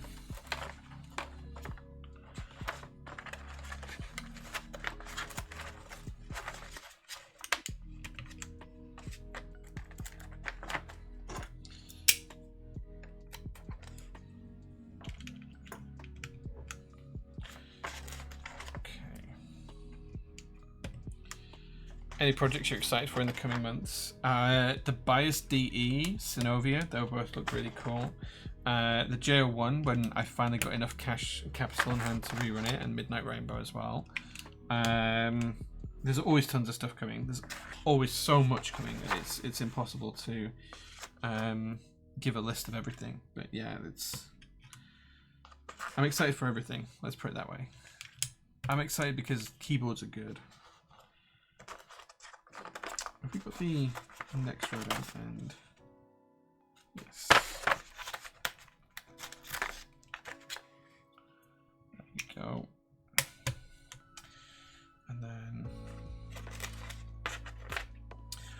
just going to pick 2 keys to put in here. So we're just going to put that and F13 there. Okay, looking good. Right, numpad now.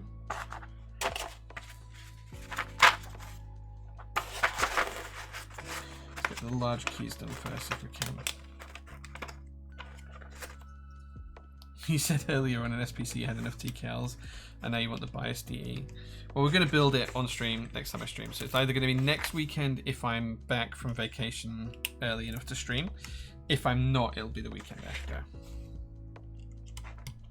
Oh, see, and now I'm questioning myself. Should we build the numpad reversed? But I don't think we should. I think this is the right way to do it.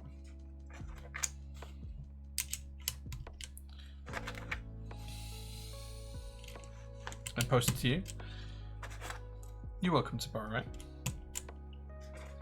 Shall I bring it to Barcelona for you? You posted a picture of the issue you got in SPC. I'll take a look at that when I finish streaming, JQ. Just tag me on it or something like that and I'll take a look at it.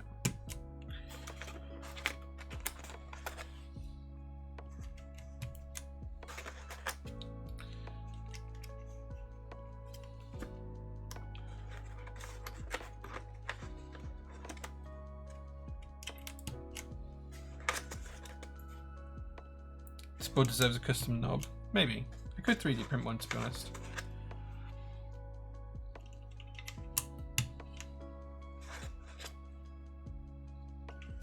Yeah, see, I'm right-handed, but I like to be able to numpad and mouse at the same time, so it's good for that too. Right. Let's get the top road on here.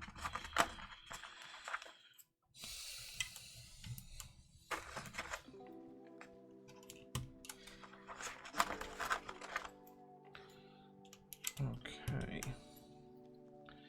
And there we have it. That is GMK Rascals on the compact Ergo with the black sparkle. Sparkles. How do we think that looks? What do we think, guys?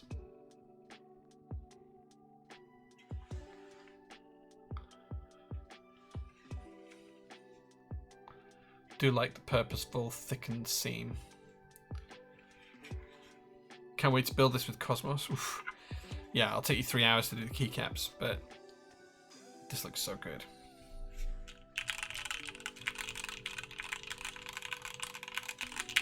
Should we turn the music down so we can hear how it sounds? I'm not going to do a full typing test on this, but let's see how it sounds.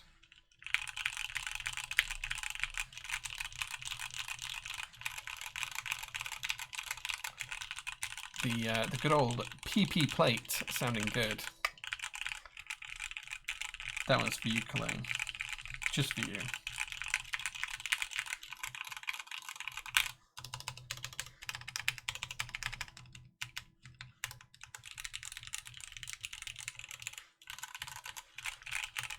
Yeah, it sounds nice.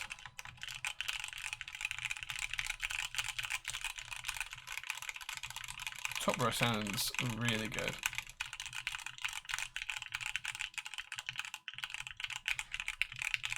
How did the GAX feel?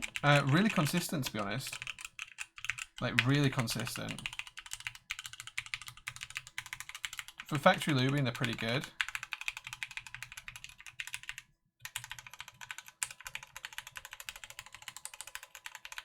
Yeah, they feel really good. They're not the smoothest of switches, but they're not intended to be. They're intended to be a modder's dream. But it sounds really good. I like this. This is going to be a good work board, I think. This might replace the office board downstairs because it gives us that numpad feature. Oh, you go like this. You get your mouse over, and you go like this. That kind of makes sense. That kind of makes sense. He said the thing. I did say the thing. I did say the thing. Where's the music gone? There it is. Don't know if I want to do Southpaw or normal. See, I'm guessing, second guessing on myself now. Do I want to change this to Southpaw numpad and flip it around so you go 7, 8, 9 and then plus here? I don't know. We're working on it, Rugdush. Like that will depend entirely on Ken and Keys if they can get the MOQ together. Like we'll buy the same amount of lubed ones that we bought as unlubed, but yeah, beyond that it depends. Pinky slam the 0 or enter. The designer did intend it to be Southpaw. Yeah, like I think I might rebuild it at some point for that. I'll leave it like this for now. I think it looks really, really good. But maybe we build it as Southpaw numpad at some point. The ISO looking good though. I do like how the ISO enter looks on this. I kind of wish that the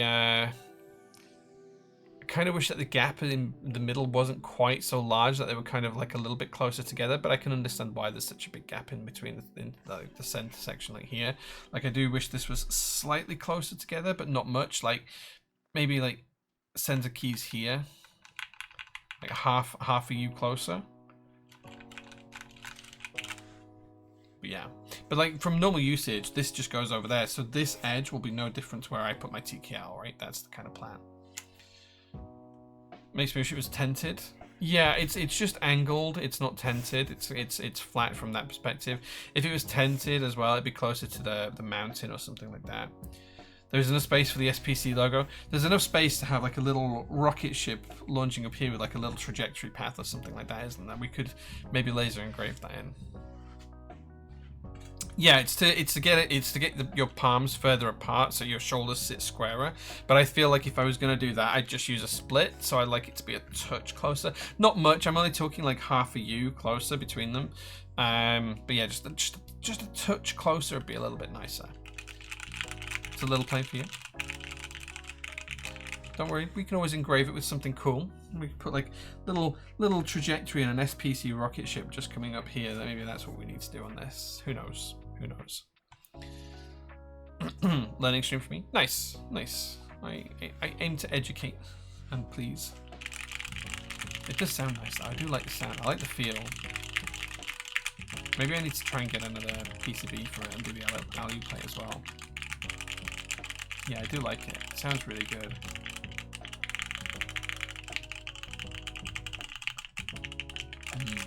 Tasty times.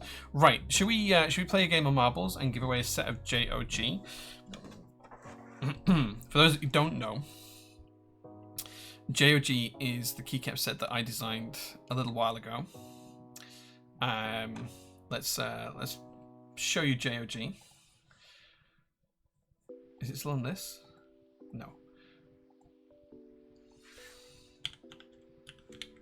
So JOG is a keycap set that I designed. It's 46 quid in stock, available. And these are real life photographs. I'm not a photographer, so I apologize that the pictures are terrible. But it's designed to emulate OG die subs as closely as possible. So you get all of those keys, and all of those keys. Full split spacebar support, full numpad support, ISO UK in base as standard. You've got UK keys up here and everything else. These really, really super cool Win keys, because I love them. I think they're fantastic. Rest of the UK keys here and everything else. ANSI as well. You know, everything you could possibly need. 7U, 6.25U, TKL, you name it, it covers it. And we're going to give a set of this away because Mr. Jellymaster is fantastic and he's going to cover the cost of it for whoever wins. Right, let me find Steam up and we'll play a quick game of marbles. Where's my games library? There it is. Why can I not find marbles? There it is. Updating. Right, we've got to install an update first. Let's hope that takes next to no time at all.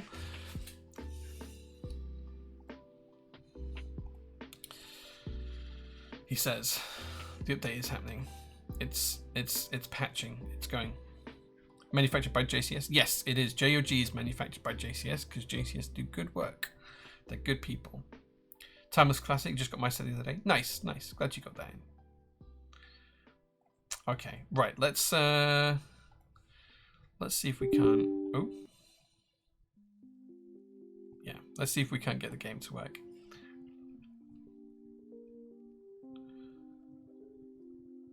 I swear it's loading. Oh, it's still installing. It might take a second for this to pop up. And it is time for me to go home because the light's gone out. The prototype sign's gone out, which means it is technically time for me to go home.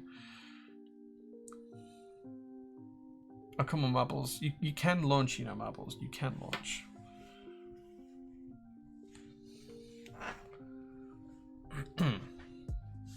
It says it's installing a script. Draw the line of having two of the same set parked. No worries, dude. We may not be doing it if it doesn't load. Like, I can only give the set away if the game loads, right? So, we'll give it a minute. But it's running some script, but I can't see that anywhere. There's no pop-ups I've missed, is there? No. Do you happen to have a PT Keymax key near to Ogla? Yeah, give me a second. I'll go have a look while this game's launching.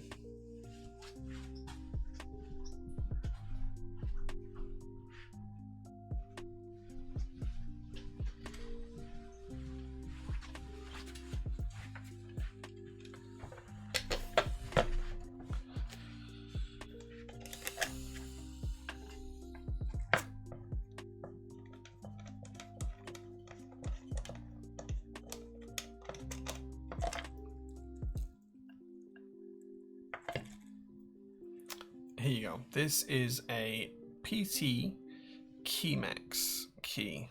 Try and put the keycap in front of my face. Oh, then Marbles loads. Great. So I can't see what I'm showing you. Okay.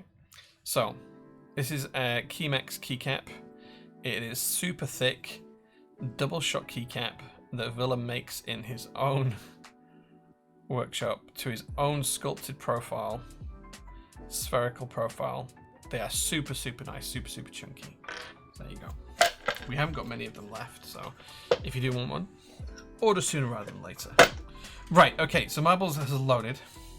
So these are, Comic 60, these are actually made in the guy's workshop. He makes these double shot keycaps in his own home workshop. So yeah, they're super thick. If you remind me next stream, I'll get some of the modifier keys out because the modifier keys are kind of crazy how thick they are. Right, okay.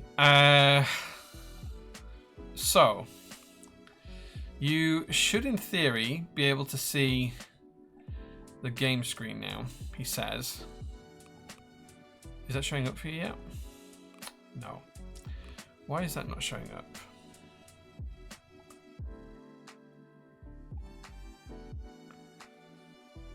There we go. Gotcha.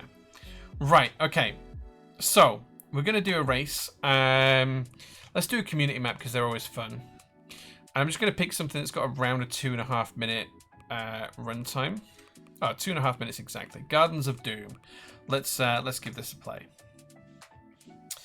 So, if you want to be in it to win the JOG keycap set, which we showed a few minutes ago, all you have to do is type into chat !play, just like I have done there, and you'll see it's put me into the race, and it's going to put all of you into the race. And I'm going to give you guys a minute to join while I nip to the toilet. I'll be back in for a comfort break. I'll be back in 1 minute, guys.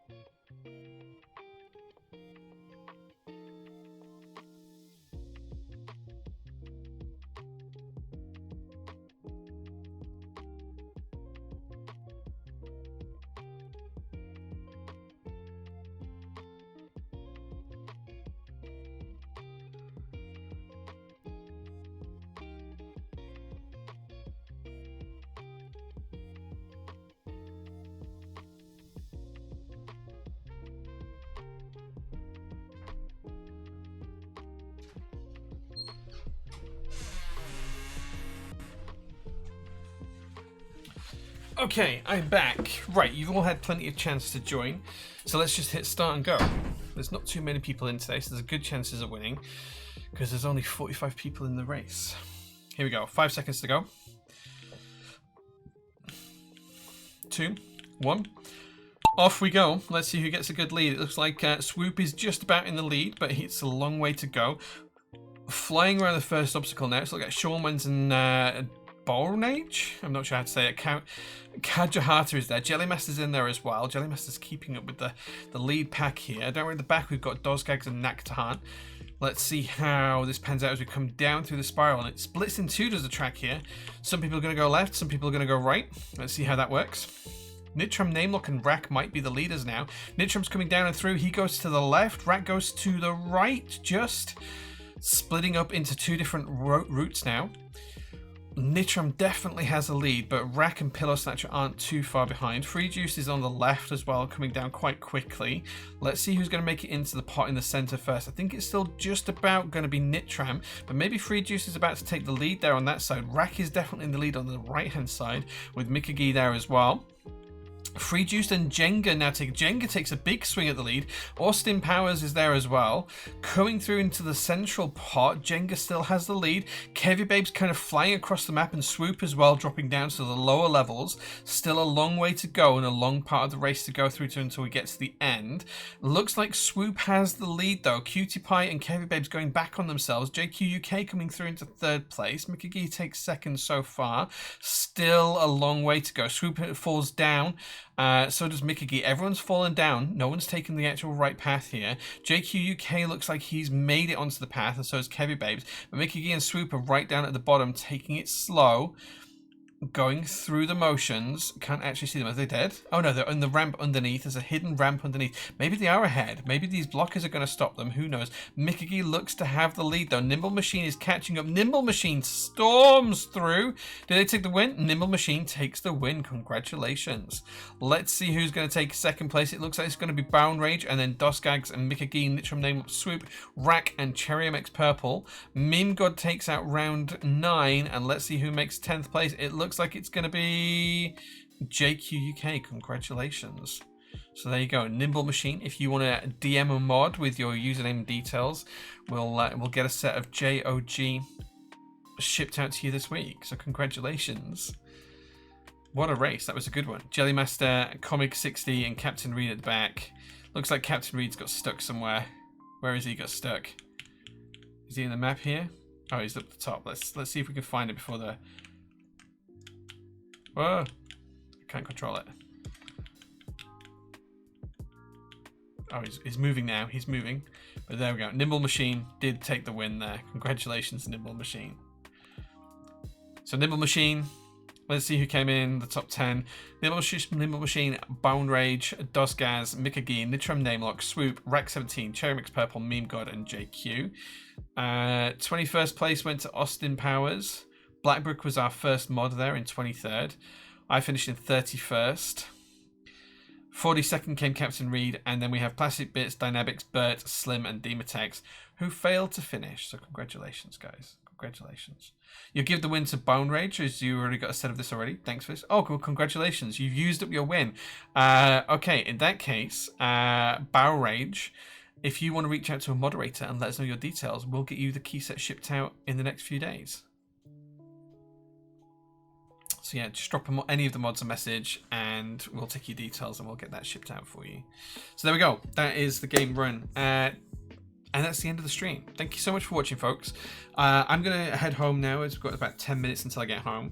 And then I'm going to have a shower and get to sleep because I've got to be back here like early doors in the morning, 7, 8 o'clock in the morning.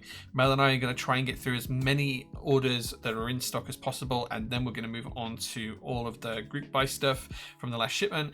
Tomorrow night at 6 p.m. there is a stock drop as well. We've got Cycle 8s going in stock and we've got Neo boards going in stock and a ton of other stuff as well. So watch out for that if you're interested. That will all ship this week if you order it.